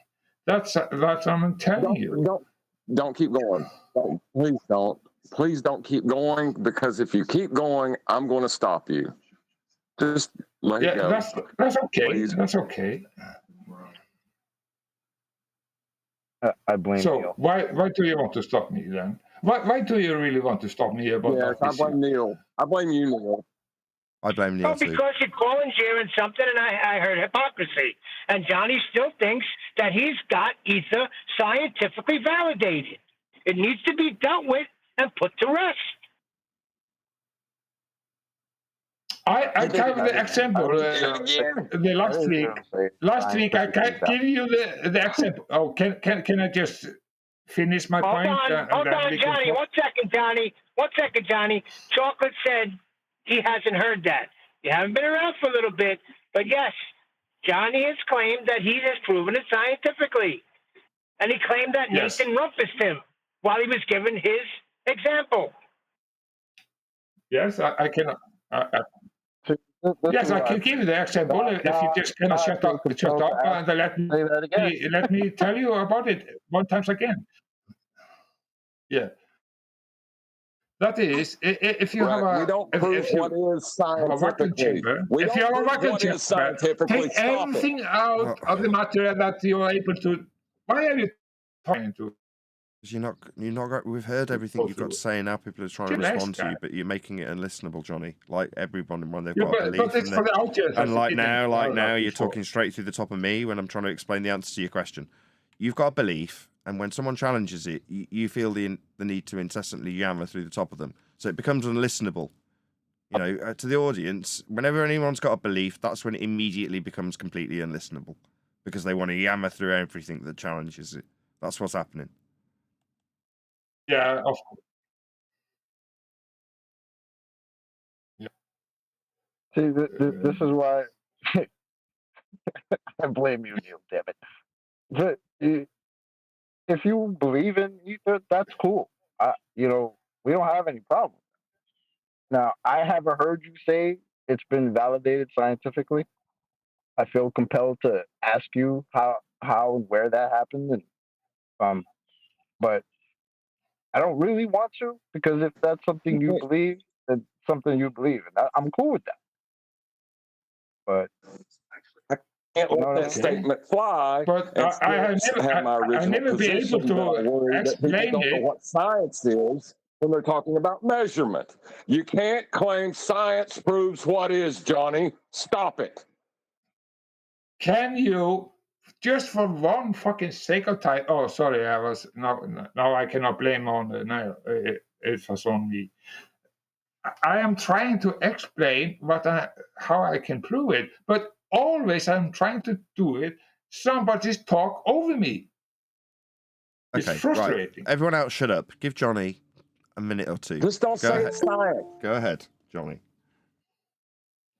Okay, if you're a vacuum chamber and you take every material that you're able to take out of it, and you make so much pressure to put everything that was inside the vacuum chamber, and then you put a laser light through the vacuum chamber, the light will absolutely disappear. But it will come outside on the other side of the vacuum chamber. Outside of it, yes, there's nothing. You will not see the light between. That will tell us that a light is able to propagate through the vacuum chamber without any material or whatsoever. There is that we call background medium that's hold it. You're able to let light propagate through. And light will be invisible because there's no material. You need material to let the light shine. So what are we talking about?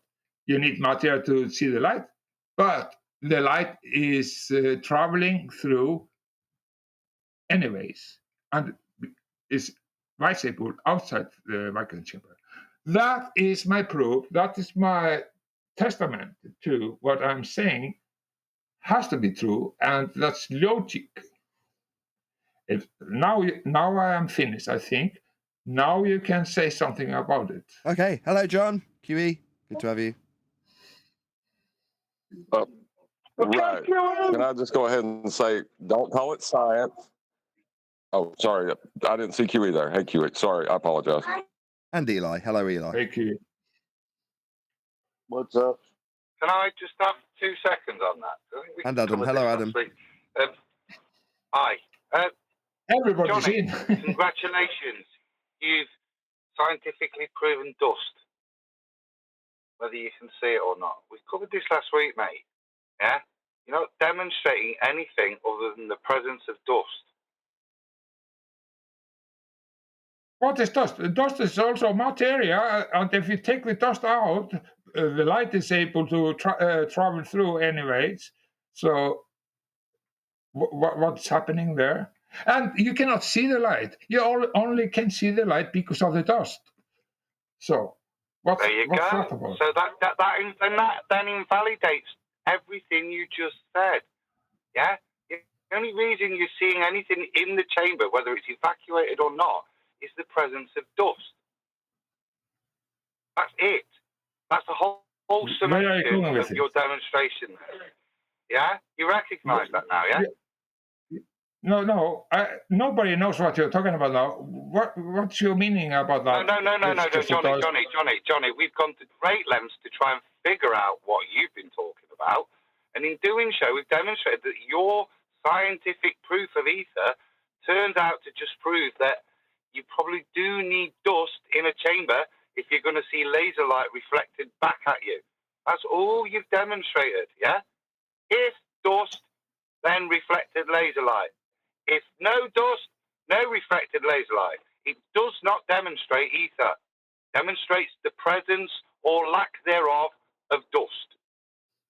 Okay, you forgot. I empty everything, all particles that you can think of. I were able to bring out of it, and the light is traveling through anyways. Exactly. Yeah. So dust or no dust, Johnny. That's all you're demonstrating, dude. Yeah. You're talking like a Shakespeare now. It's not Shakespeare. Thank you for the compliment, kind sir. But it does not change, does it? The result and conclusion thou is able to draw from thine waffling, sir. Yeah, that definitely was not an iambic pentameter, but nevertheless, you can take it as a compliment. But anyways, how do you get something go through? Nothing. Or this is actually that is my point number 2. Then that is you cannot send something through nothing. Okay, that's impossible. Yeah, you can, Johnny. I can throw a tennis ball through a vacuum. Right? There is nothing it's going through. It's a vacuum, but it's still a tennis ball. I have sent something through. What is the power? Yeah, at best, your statement is philosophical in nature, isn't it? But in terms of with regards to physics, it's Johnny, mate. Come on, let's have a conversation.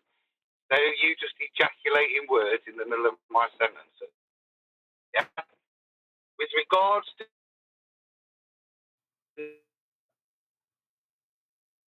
but now you're breaking out. Statement, but with regards to physics, we've demonstrated by throwing a tennis ball through a vacuum chamber that it's nonsensical. Okay. What is the power that is bringing the tennis ball through? What is the what, Johnny? Just going to focus on your example. What's the power? What is the power that get the tennis ball go through? We were mentioning power. You said it's impossible to send something through nothing. Now, I've responded and gave you an example of something going through nothing. But we are talking about light, we are talking about radio waves, and we are talking about. And now you're talking again in the middle of my sentence. I'll finish my point. That's disingenuous. You need to address my point first. So you're talking about the tennis ball. Are you throwing the tennis balls here using manual power to do that with force? Yeah, maybe you're able to do that, but that's not what we are talking about. We are talking about the physicality in the nature and how the behavior of it. That's you are not genuine, and you are not genuine at all, Adam. Now, and you have to admit it. Okay, so you've still not responded to my point. You have mirrored the fact, even though mine was with actual cause, that somehow I'm not genuine. I didn't actually question you and your integrity. I questioned the conversation. The way he was handling was stopping becoming genuine. I didn't actually. Yeah, but you're talking about some outside. I didn't turn it into an ad-hom attack of you. Somehow, because you're losing this, you've now decided to do that to me, Johnny. But you'll lose if you want to go down that route, won't you? Now let's just go back to the point. Fantastic point that you made earlier that I've responded to, and you've not responded to my rebuttal in the statement that you can't send something through nothing. Now, I've pointed out and gave an example of you being able to do so. So now, with that in mind, I've now given you a demonstration which contradicts your statement. Would you like to explain why my example isn't a contradiction of your statement, or would you like to just concede that when you made that statement, it was blatantly false? Okay, I will just point out that you are using some kind of superpower that can throw it through because of the thrust of the power, like a super hand that's thrown through it. But if you are just using the physicality of light and so on and so on. Absolutely. But no, this is not gibberish. You are talking about some force that is not physicality in reality. Johnny. You're a muppet. Yeah, that's just ridiculous. This is ridiculous behaviour. You can't respond by turning me into a superhero as the rebuttal, mate. It just shows you're not being genuine. I am genuine. I'm just pointing out that you're not right You there. said you cannot throw something through nothing. I gave you an example of throwing a tennis ball through the vacuum. Yeah? Is that throwing something through nothing? Just a simple, closed question. Is that an example of throwing something through nothing, Johnny? Yeah, but my point is that is not nothing. Johnny? You have ether. Johnny, yes or you no? have the ether, Yes or no, so you have the Johnny? ability to Very do that. simple, So I'm right. very You're on my simple point. for you to respond in a genuine manner by just giving one word No, or I'm the very other, genuine. yes or no. Which is which are you choosing? I'm right. You're Not a using sentence, superpower. just a word. You're both begging the question. Both of you. But in the second, I am not saying there's nothing there. I'm saying the ether is giving you the probability to throw the ball through it. That's one thing of it. But I'm also pointing out you're using superpower. You're not using in a scale of a reality of the physicality of our world. But but you're able to throw this ball because we have ether. Therefore, you are proving my point. Thank you, Adam. Okay, can you let him respond, Johnny? Go ahead, Adam. What? Okay, so I think we're still waiting for you to respond to my statement, about your. Sorry about that now, guys. Oh, yeah, I lost it. You know I'm right, Adam. Johnny, I've asked you once, the second time. Can you let him respond now? Of course. I need. Okay, Johnny. So you made the statement that you cannot throw something through nothing. Go. I've given you an example of something going through nothing. Now, does that undo your? I am saying there is. No, he's not going to let you. This is now the third time I've had to step in. I'm answering out there. I've got to do a delivery. Maybe we could, whilst you're doing that, you could get that answer out of him, because sadly, if you can throw something through nothing, like a tennis ball through a vacuum, then all what Johnny's on about, the premise of the fact that you can't throw something through nothing, invokes ether. If we can demonstrate that you can throw something through nothing, then the premise for ether disappears with regards to Johnny's logic, doesn't it? Yeah. Can I talk now? You're proving my point. Thank you very much, Johnny, Adam. Because you're throwing your ball through the ether. And thank you very much. There is something there. You're throwing it through the thing you've already pre-assumed. Brilliant, Johnny. You know you're lost against me, Adam. You know I'm right. You know I'm right. You're going to continue down this line. Yeah, it doesn't show you being genuine in the conversation, my friend. So I think you're. I mean, I would say you're. Sorry. I would say you're both begging the question, and then if I could just comment, if there was a change of velocity, I don't know if Adam's still here, if he's making the delivery. I don't mean to cut him off, but if he's still here, go ahead. I don't want to repeat all the time. My point is there is something there. Therefore, he was able to throw it through. That's my point. Right. You're trying to take everything out, but there's something is left that gives you the ability to throw the ball through. Thank you, Adam. You prove my point. Yeah, I mean, you're both begging the question that there's something there and nothing there. So could you test it in any other way? Like, would there be a change in velocity when you throw that ball? And if there's a change in velocity, wouldn't that be like a vector of where the pressure would be coming from? To put the ball up, down, left, right. I mean, is there a change? It's not relevant. It's not relevant. Well, if you throw it through and the ball goes up, right? Wouldn't there be something pressing on the bottom of the ball, or if you throw the ball and the ball goes down, is there something pressing on the top of the ball? Everything that you throw is going in a direct direction. That's a straight line of sight. Johnny, answer my question. What's ether then? I'm a little confused.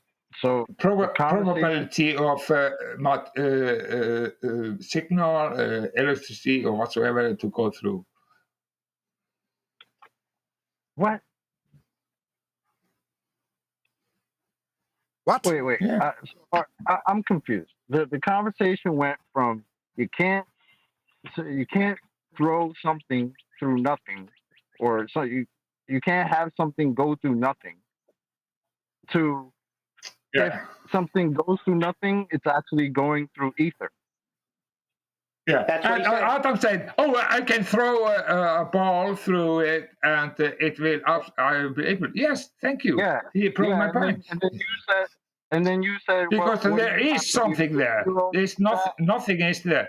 Adam was talking like there was nothing there. I was talking about there was nothing. Ideally, Johnny, you'd reiterate the same point we've heard 5 times through a different response. That's chocolate. I mean, that's ideal.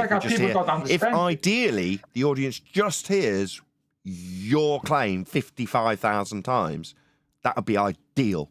So just keep going, I would suggest, through the top of chocolate. No, I don't like it. I'm just trying to establish, Johnny. Like you, when he said that, you kind of came off like, well, that would be impossible. Like you would have to be a superhero. Like, how are you going to get the ball through the vacuum chamber? And then it switched to, if that were to happen, that ball would be going through ether. Yeah, but you're wrong. I say, in the scale of the natural phenomenon, that is like you're a Superman. Yes, of course you can throw it through. But then I say it also, because the ether was left there, you're able to let it propagate through.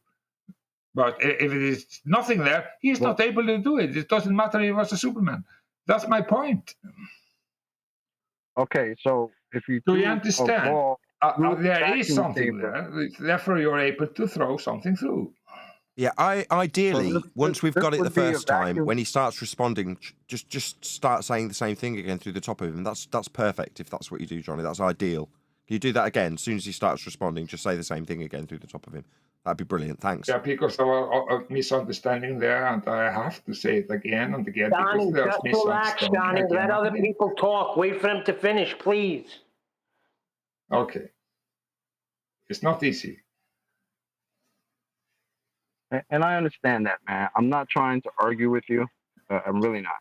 I'm just trying to wrap my head around what I'm hearing, right? So the point is that you can't have something go through nothing, and then when an example is given to you, that something going through nothing is actually ether, right? Yeah, yeah.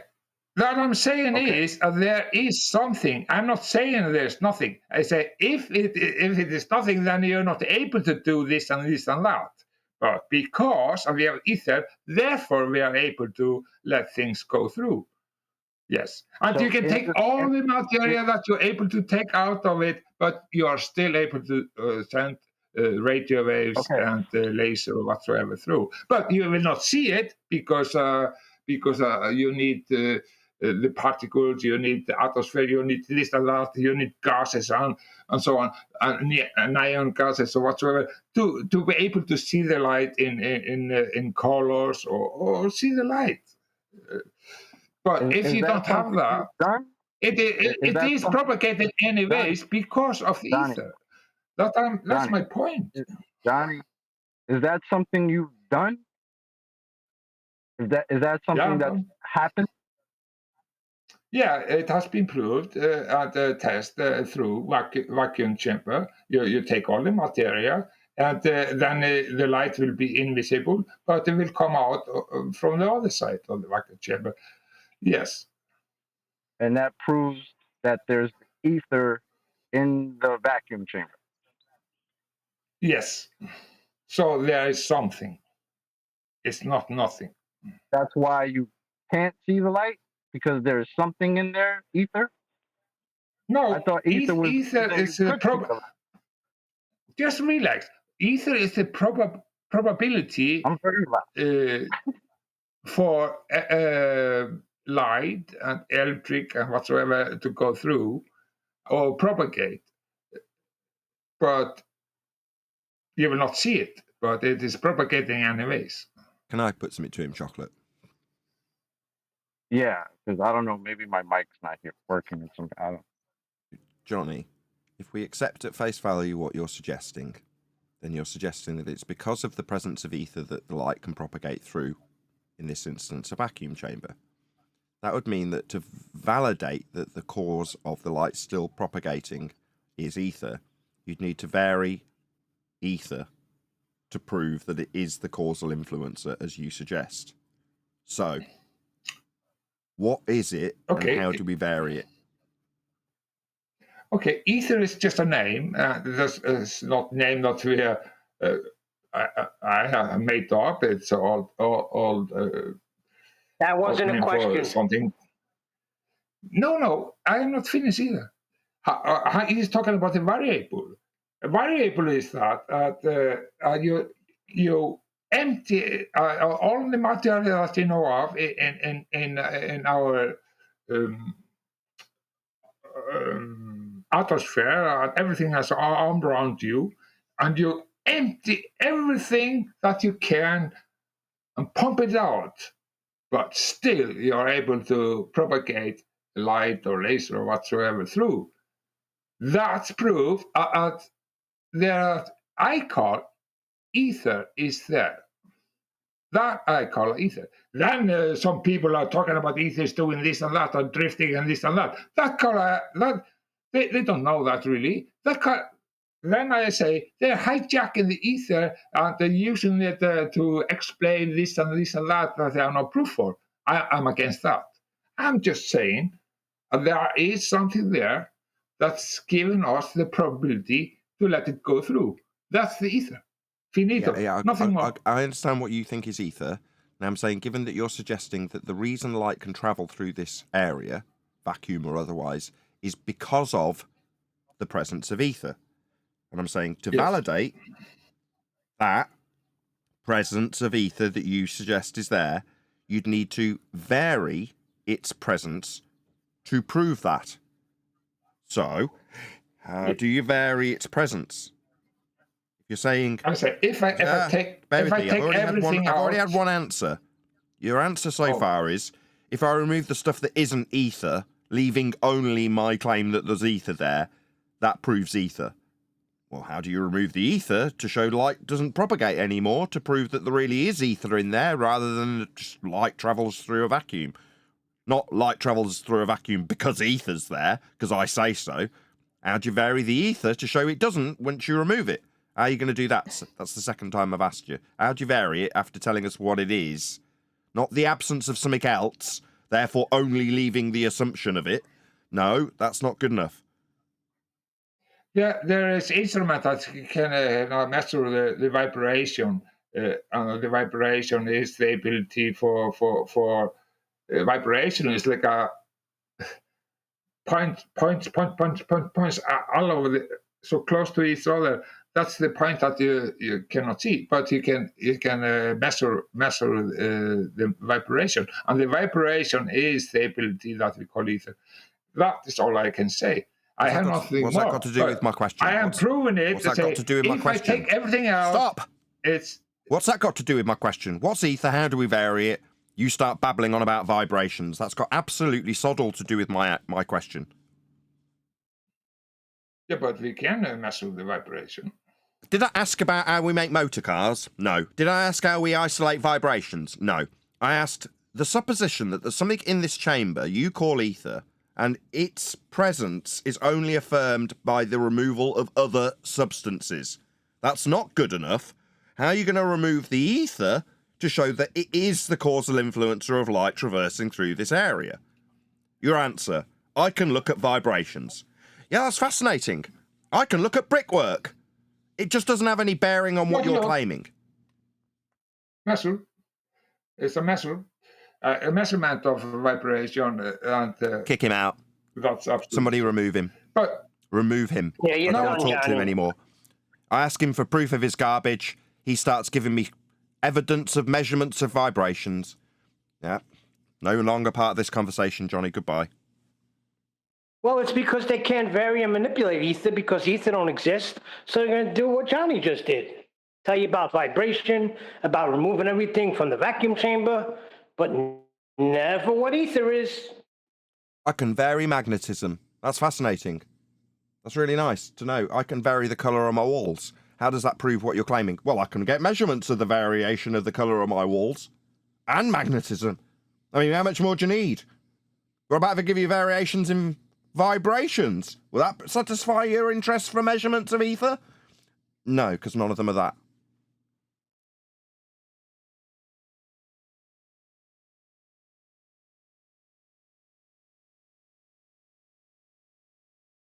Yeah, that's sort of the direction I was going to go because I was confused with him saying they took everything out of the vacuum chamber and the light's still able to go through it because of this ether, which supposedly is the same thing that causes you to see the light. But now now that it's there, you can't see the light, but that proves it's there. I don't know. Maybe I'm confused. I don't.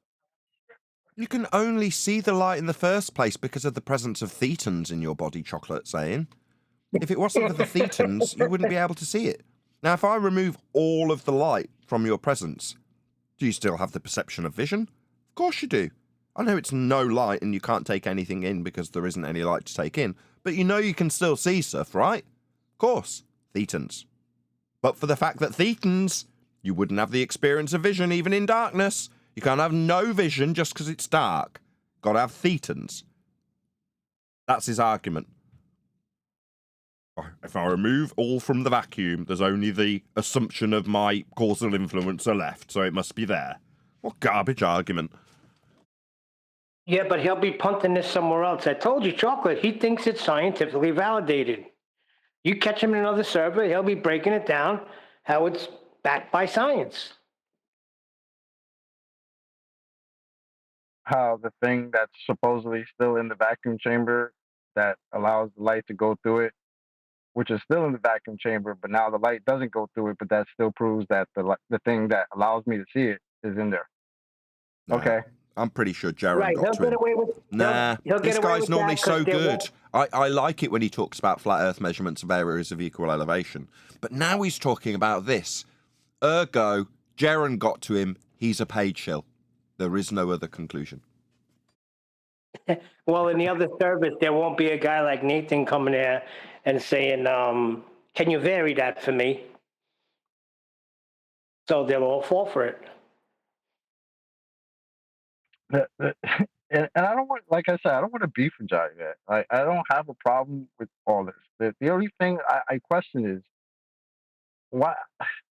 How do you know that there's something in there? Well, let's say you supposedly can make this absolutely empty vacuum chamber.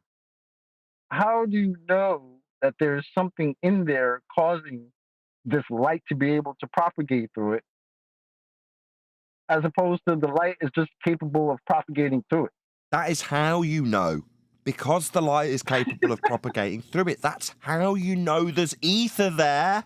What are you, dumb? Same with your eyeballs. You know there's thetans inside your body. Because even when there's no light, you know you can still see stuff. Can't have no vision with no... You're not having your eyeballs removed, therefore thetans. The absence of the light proves that there are thetans. Like the absence of anything in the vacuum chamber proves that there's ether in there. What more do you need? If you need some measurements, I've got electrostatic, dielectric, incoherent vibrations to give you. That should do. No? You happy with that? Yep, that'll do. I'll take 2 of those with a side of fries. No problem.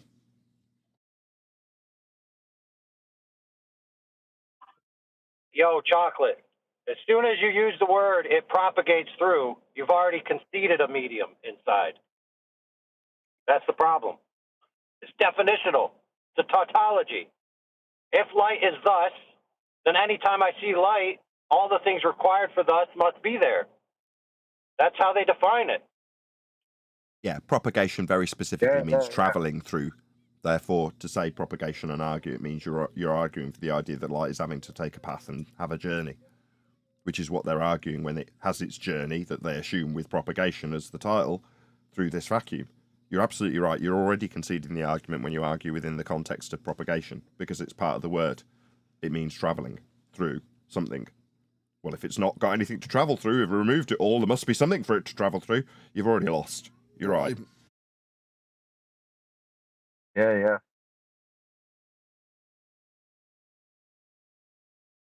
So then how the hell do you know, like, it's just the light being able to just do that?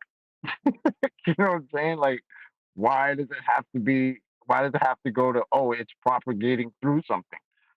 I think it's because we covered That's Neil what you're deGrasse saying, right? Tyson and his pseudoscience, and now we need the shills to come in to propagate the idea of flat Earth pseudoscience. No, because of Mickelson-Morley. The more I think about it, the more I think Johnny's a paid shill. And then the more I think about it, the more I think Jaron's paying him. No, he is actually, if they removed him, he's scratching his head saying, "I don't understand why they can't understand what I'm telling them." He said it to me. That makes no sense. But thank you. He can't understand why you can't understand what he understands, but nobody else understands. Understood? I understand now. You've explained it. I didn't understand what he did understand, but couldn't understand why I didn't understand what I didn't understand now, but do understand after you explain what I did understand based on what he thought I understood. Good job you explained it. Right. Once you understood it, then everything falls in line. Understand? I do now. No, you're supposed to say understood.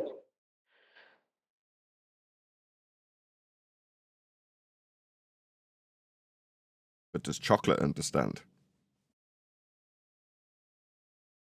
Understood. I told my kids, when I say something and I say understand, you say understood. Understand? And in like harmony, all three of them said, understood, Dad. Affirmative. That's perfect.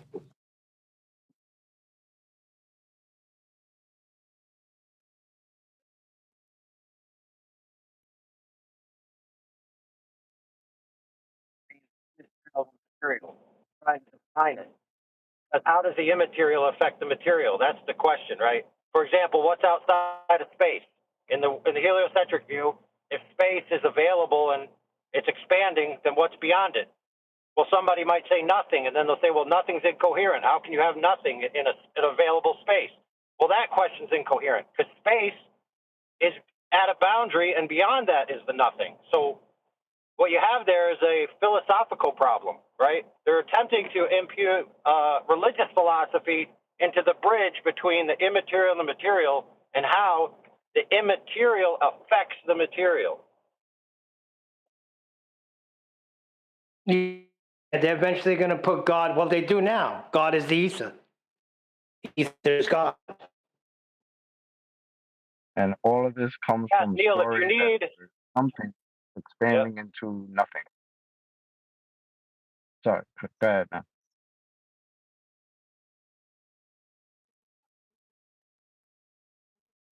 Before that, it came from the concept of creation from nothing, right? That's an old term, Latin term. Creation ex nihilo, right? Yeah, and it came from a billionth of a billionth of a billionth of a billionth of a billionth of a second. Do you remember that?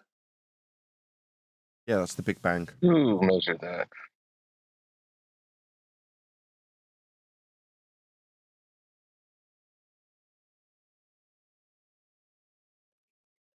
Yeah, so the more you look into the way they're explaining things, they think that everything requires a direct mechanism to touch the other part, right? So like your hand grabs around your soda can to pick it up. Your engine transmits the energy through a transmission gear, right? All of these ways in which you effectuate motion from the source actor that initiates the motion to the final cause, which is your tires spinning. So they imagine that the metaphysical state of the universe or the reality requires all of these gears, that there's no instance in which those gears aren't required, that it could exist in a dimension, right, that is supernatural. So they're essentially making everything natural, which is weird because they claim to be religious, they claim to be, a lot of the big ether proponents claim to be Bible believers, etc., but they're destroying the supernatural realm. They're making the entire realm, quote unquote, natural. Well, that is So there is no dichotomy anymore. That is a good point, though. But yeah, I mean, that's to say something is natural is begging the question that it's not supernatural. No. What he's saying is there's real things that we experience, and the way we experience them is with something we can qualify and describe with entropic breakdown, right? Entropy.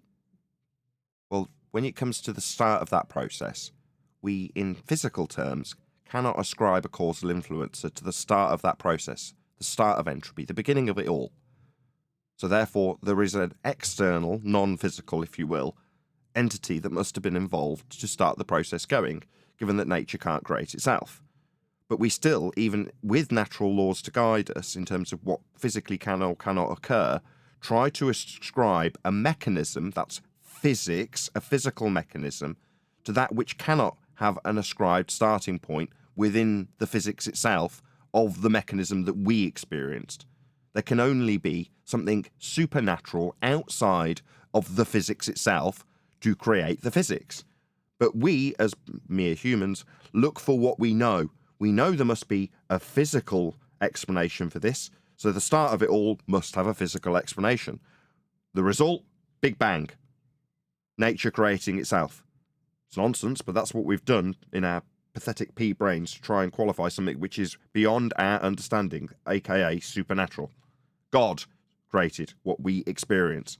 If you want to call it something else, the creator or otherwise, I don't care. But when we refuse to accept that, we go to our physical understanding of the gears and mechanisms must have created the gears and mechanisms. It's nonsense. Exactly. That's ridiculous. How nonsensical is that?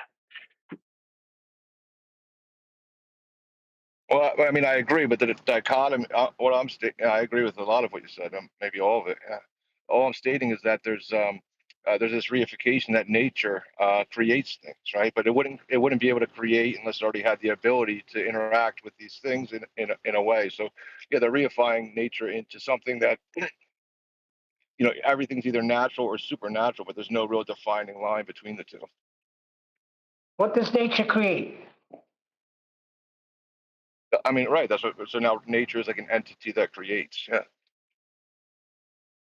Yeah, they understand the world as a violation of a natural law. First law of thermodynamics is violated by their worldview of a Big Bang.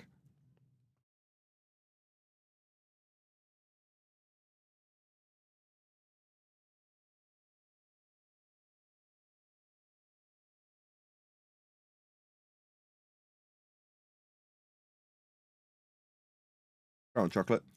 All of this from ether? That was you. You dragged ether into it, and then Johnny jumped on it. But I then ascribed him being a shill and at Jaron's payroll for humorous effect.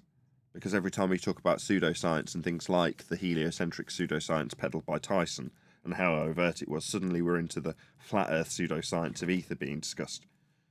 Just a coincidence. In reality, brought on directly by you, Neil.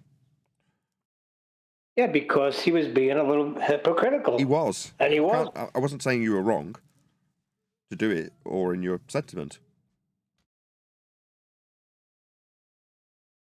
Well, I'm trying to get him to the point where he understands. It doesn't seem like he's ever going to get there because deep down inside, it's only a belief he has. What's up, guys? Sky, good to hear from you. Yep. Huey, I missed you, Huey. I love you too. Yeah, welcome back, Mr. Eraser of the Quantum. Welcome back. Yep, thank you. Oh, Neil, I didn't get it. I miss you. What was that about? So somebody said there's no line between the physical and the natural and the supernatural. It was No Tanks. No Tanks said it. Get him. Yeah, I'm asking, what's the define? I mean, supernatural. What does that mean? Very natural? Above. No, Supernatural it means above. No, it means above the natural. So you got the natural, which is the physical, and the supernatural, which is immaterial. So they're opposite. There's a definite line there. Okay, so we differentiated between things we can touch and not touch. But what we're using to I guess like order these natural things, right? Is it's order and things that aren't really made of too much material entropy. It's the way the material interacts with laws of nature. Huh? Yeah, I mean, so laws Yeah, are not I'm made of material. Yeah. So you got the material and the immaterial. There's the line. Yeah, but they're together in nature, right? So we said the laws of nature that interact with the physical material, right? So they're interacting right in the Laws natural. don't interact. Laws don't interact with anything. Okay. Know what I'm saying? Laws are just our description of the natural. They don't have a they're not an entity. Our descriptions of them. Oh, that's what was. Yeah. It's good to have you back. Good to be back. Yeah, that's what I was, that's like the begging the question that they don't dictate to the physical world. Right? Begging the question. What's begging the question? Well, you said the non-material laws don't dictate to the world. Is that what you said, to the physical world? Yeah, Or just a material or description? laws are non-material. Yeah, that's our descriptions of it. Yeah. They don't dictate. Laws don't. They don't dictate anything. Dictation, that's reification fallacy. We're headed off into Never Land. Well, can I explain it to him? Because I don't think it's sunk in. Back to the original point. Can I explain it to him? Back to the original point. There is a demarcation between the supernatural and the physical. And that demarcation is the physical is physical and the supernatural is not physical. But go on.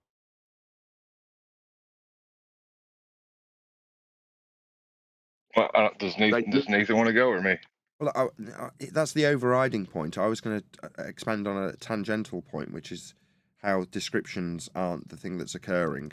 When you describe the thing that's occurring, the description of what is occurring is the law. But what is occurring is still occurring. It doesn't mean that the law, your description of it, will change anything. The law itself isn't causal. So it's like saying the second law of thermodynamics will cause gas to fill space. That would be wrong. Gas fills space as described by the second law of thermodynamics. Do you see? One infers there's a causal influence. But John's point was overriding my tangential point, that's secondary. His point is that there's a distinction between... Excuse me, let me just clear my throat. There's a distinction between the supernatural and the physical. Above the physical is the very definition. It's supernatural above the natural. That's John's point. That's more important, though, than my tangential point. Yeah, there's a definite difference between the supernatural. Sorry, I probably misphrased that before. The supernatural and the natural. Obviously, there's going to be a difference just based on verbiage, right? Yep. Well, yeah, I mean, just based on sure. I mean, we could try to define it, right? But if the supernatural cannot, I mean, just along with the previous conversation, if the supernatural, which is like laws of logic, reason, order, etc., cannot interact with the physical world, then how could the super?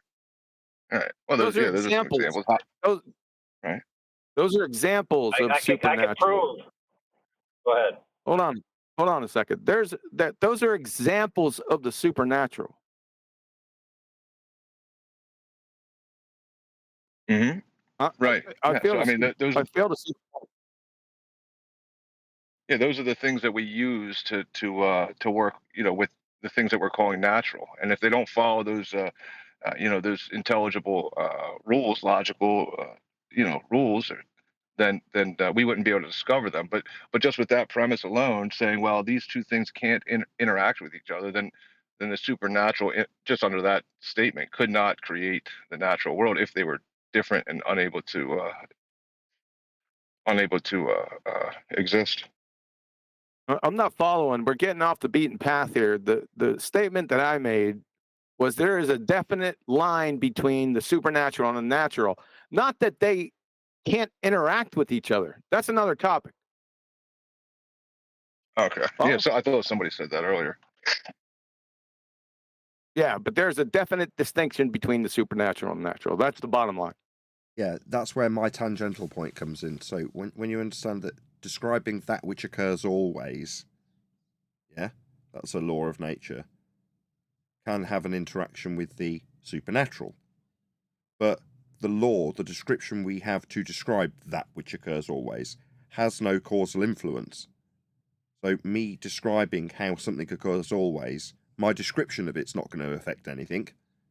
But the fact that it occurs always, and can be described as such, may be influenced by external, supernatural, I was going to say forces, but it's probably the wrong word. But you know what I'm driving at. The two can interact. They very specifically do, and you gave examples of it, which is what QE is saying when you describe things like reason and logic. Those are examples of your thoughts.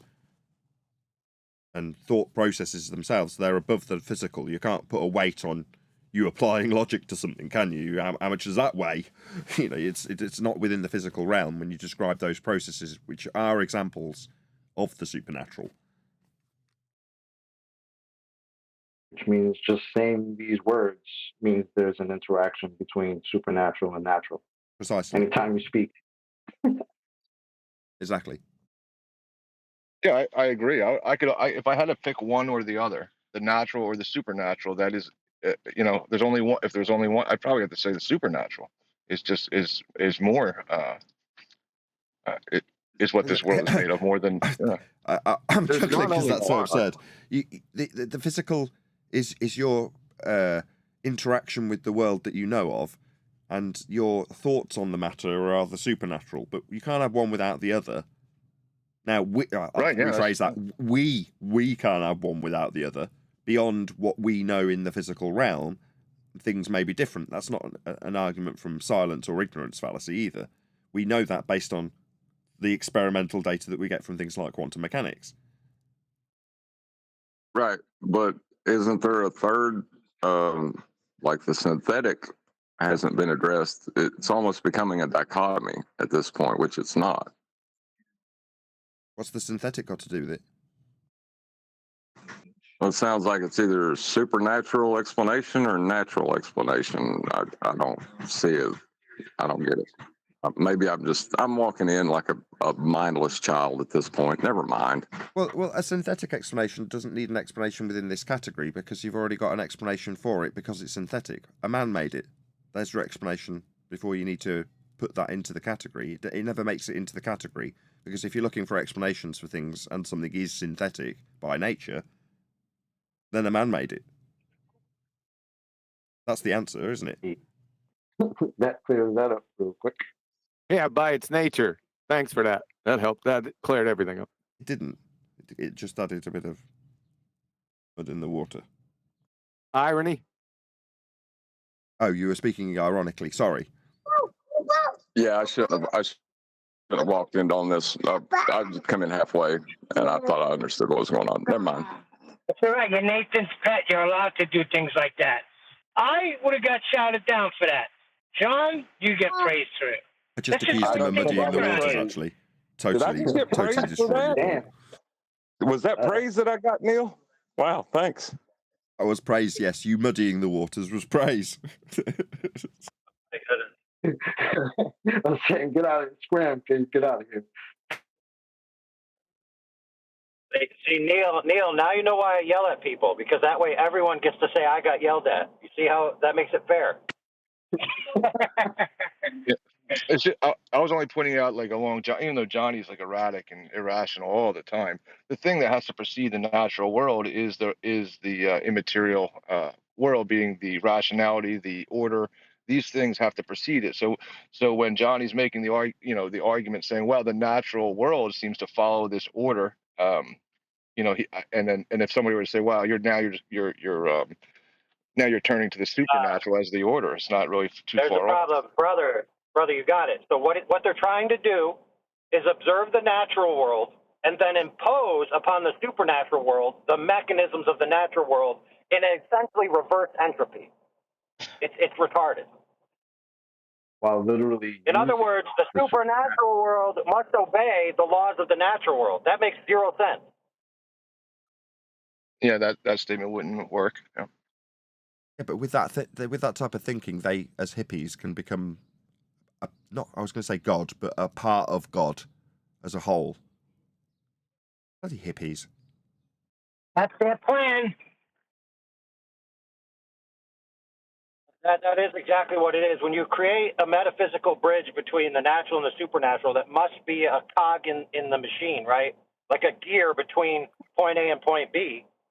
You essentially say everything must have a physical substance of some kind in order to interact in the physical world. And you essentially are making a claim against the supernatural that it is essentially physical. And so everything is physical and there is no more supernatural at that point. It's a very incoherent position. But yes, it is a direct attack on God's differentiation between his creation. It essentially makes him part of the creation, and it makes him require the creation to function. And that is, in my opinion, blasphemy. Yeah. Yeah, and then what you say, the supernatural doesn't disappear. It doesn't disappear. It becomes what we and is supernatural, like thoughts, becomes the justification for them being gods in essence, or a little part of a collective God that we all are. It's self-aggrandization that is, as you say, tantamount to blasphemy. Yeah. For example, everything is just perturbations in the ether. Thoughts are perturbations in the ether. When God spoke everything into existence, he spoke into the ether, and the ether vibrated and manifested us. Yada, yada, yada, blah, blah, blah.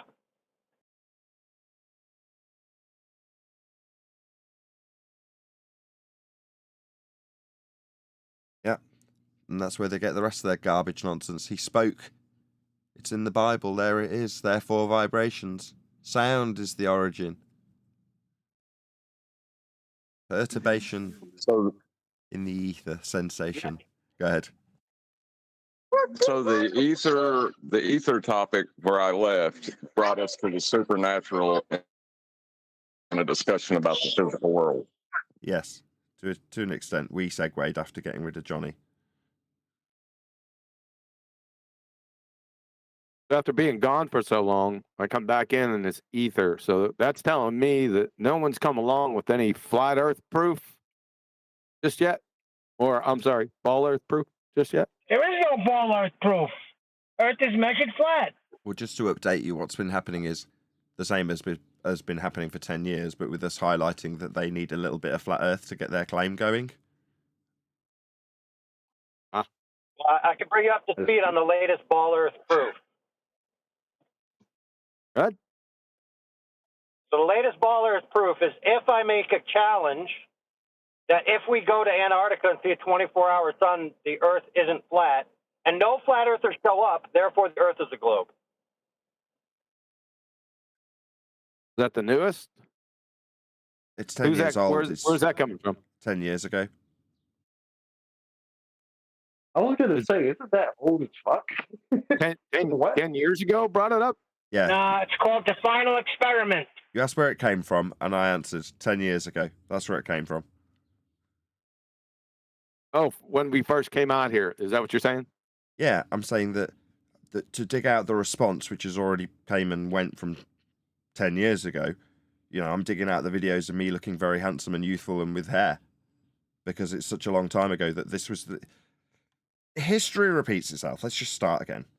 And about every... I previously guessed it was every 20 years, but it seems that every 10 years, the flat Earth resurgence comes to whatever you want to call it, next generation, let's just say. And they get the exact same playbook put out to them. So, here we are, 10 years later, and what did we come into the arena with? 24-hour sun in Antarctica. Well, history is just repeating itself. And like I say, that's what any newbie who's coming to Flat Earth today, that's their feast of nonsense. That's what's on the menu, just like it was for us 10 years ago, is my point. Yeah, but why are old-time flat earthers falling for it and going to this stupid non-experiment thing? So boats are going over the horizon again? No, but it's not boats that are going over the horizon. The elevation angle of the sun in Antarctica above a flat plane is always above the horizon, according to their not yet observed phenomena that is claimed to be there that just has a lot of fakery around it. Therefore, people are questioning it, and the need for us as the general public, in this instance, flat earthers and globe earthers, to go down and confirm that which should be immediately and readily available is the topic of the day. Hence me going to Robert Shortman's video and, oh, right, you spent 18 months down there. What did the sun do? Came up, went down in an arc. Okay.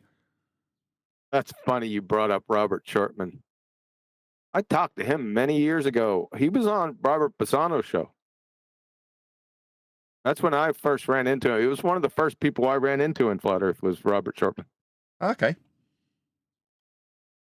And Robert was let him go. I can't remember the name of the show. Maybe, and it could have been private. I can't remember. It was so long ago.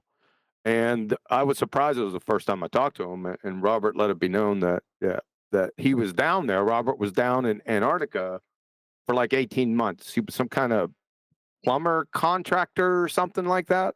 Yeah, heating engineer. He just called himself plumber, but yes. Yeah, he was engineer and he was down there for 18 months. And as soon as I heard that, obviously I was brand new coming out here to Flat Earth. I remembered, the 24-hour sun in Antarctica. And what I meant by boats going over the horizon, everything is just respawned from the beginning. So that's one of the first things that came out. I see. Your phraseology is to say we're going to be back to Earth curve is the horizon, and there's NASA images that show us the globe Earth from space, things like that. Yes. Gotta go back. How'd that work out for Timmy though, when he tried to claim that? Well, what I was saying. Oh yeah, Timmy made a return in your absence, which was hilarious. Hilarious and also quite sad because he was like the fallen kung fu master that's getting his ass kicked by some crappy wrestler or something. It was a sad. Yeah, he's a clown, but it was just that little bit more embarrassing than it would have been 5 years ago, say. He came back on the show. Yeah. Wasn't he? I dragged him around back in 2016, right by his short hairs. I can't believe there's the respawning again that we've talked about. Yep. But back to Robert Shortman. Who cares about Timmy Clown?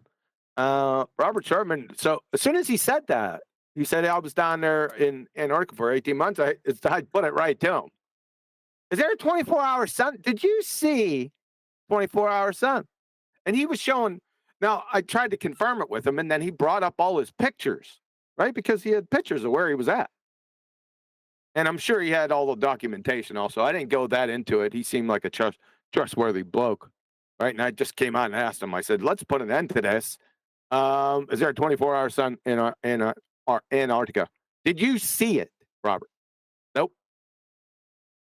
That was it. Oh, that put it to bed for me. And now we're back to it again? Yeah, there's some pastor guy that came out of the woodwork and is now suggesting that flat earthers and globe earthers go down as a unified group to see the 24-hour sun in Antarctica that's obviously there. Didn't somebody try to do that before too, like a plane flight or something? What was that, Greater Sapien or some shit like that? 10 years ago, yes, Matt Powell